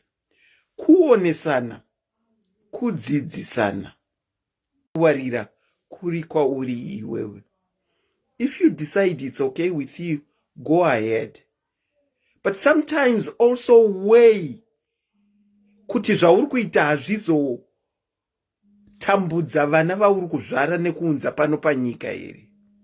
Because ukaona ungoramba uchizvara and yet pabasa pako hapana improvement of my elevations.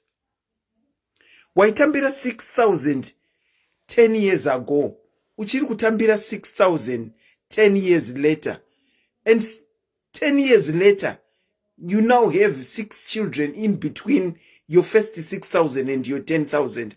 Surely vana won't get zvinhu zvavanoda. Saka madzimai, tisi tine minda iri kudyarwa maseeds. Kwai nevamwe baba tisi tinodecide. To some extent, I did agree with him. Kuti vakadzi tisu tisine final decision yekunyora mabhuku tichizosvika mufinal result. But sometimes zvinongoitika mistake. Ana jadheruvo vanotadza kushanda, ana koirivo vanotadza kushanda. But overall, let's just be careful.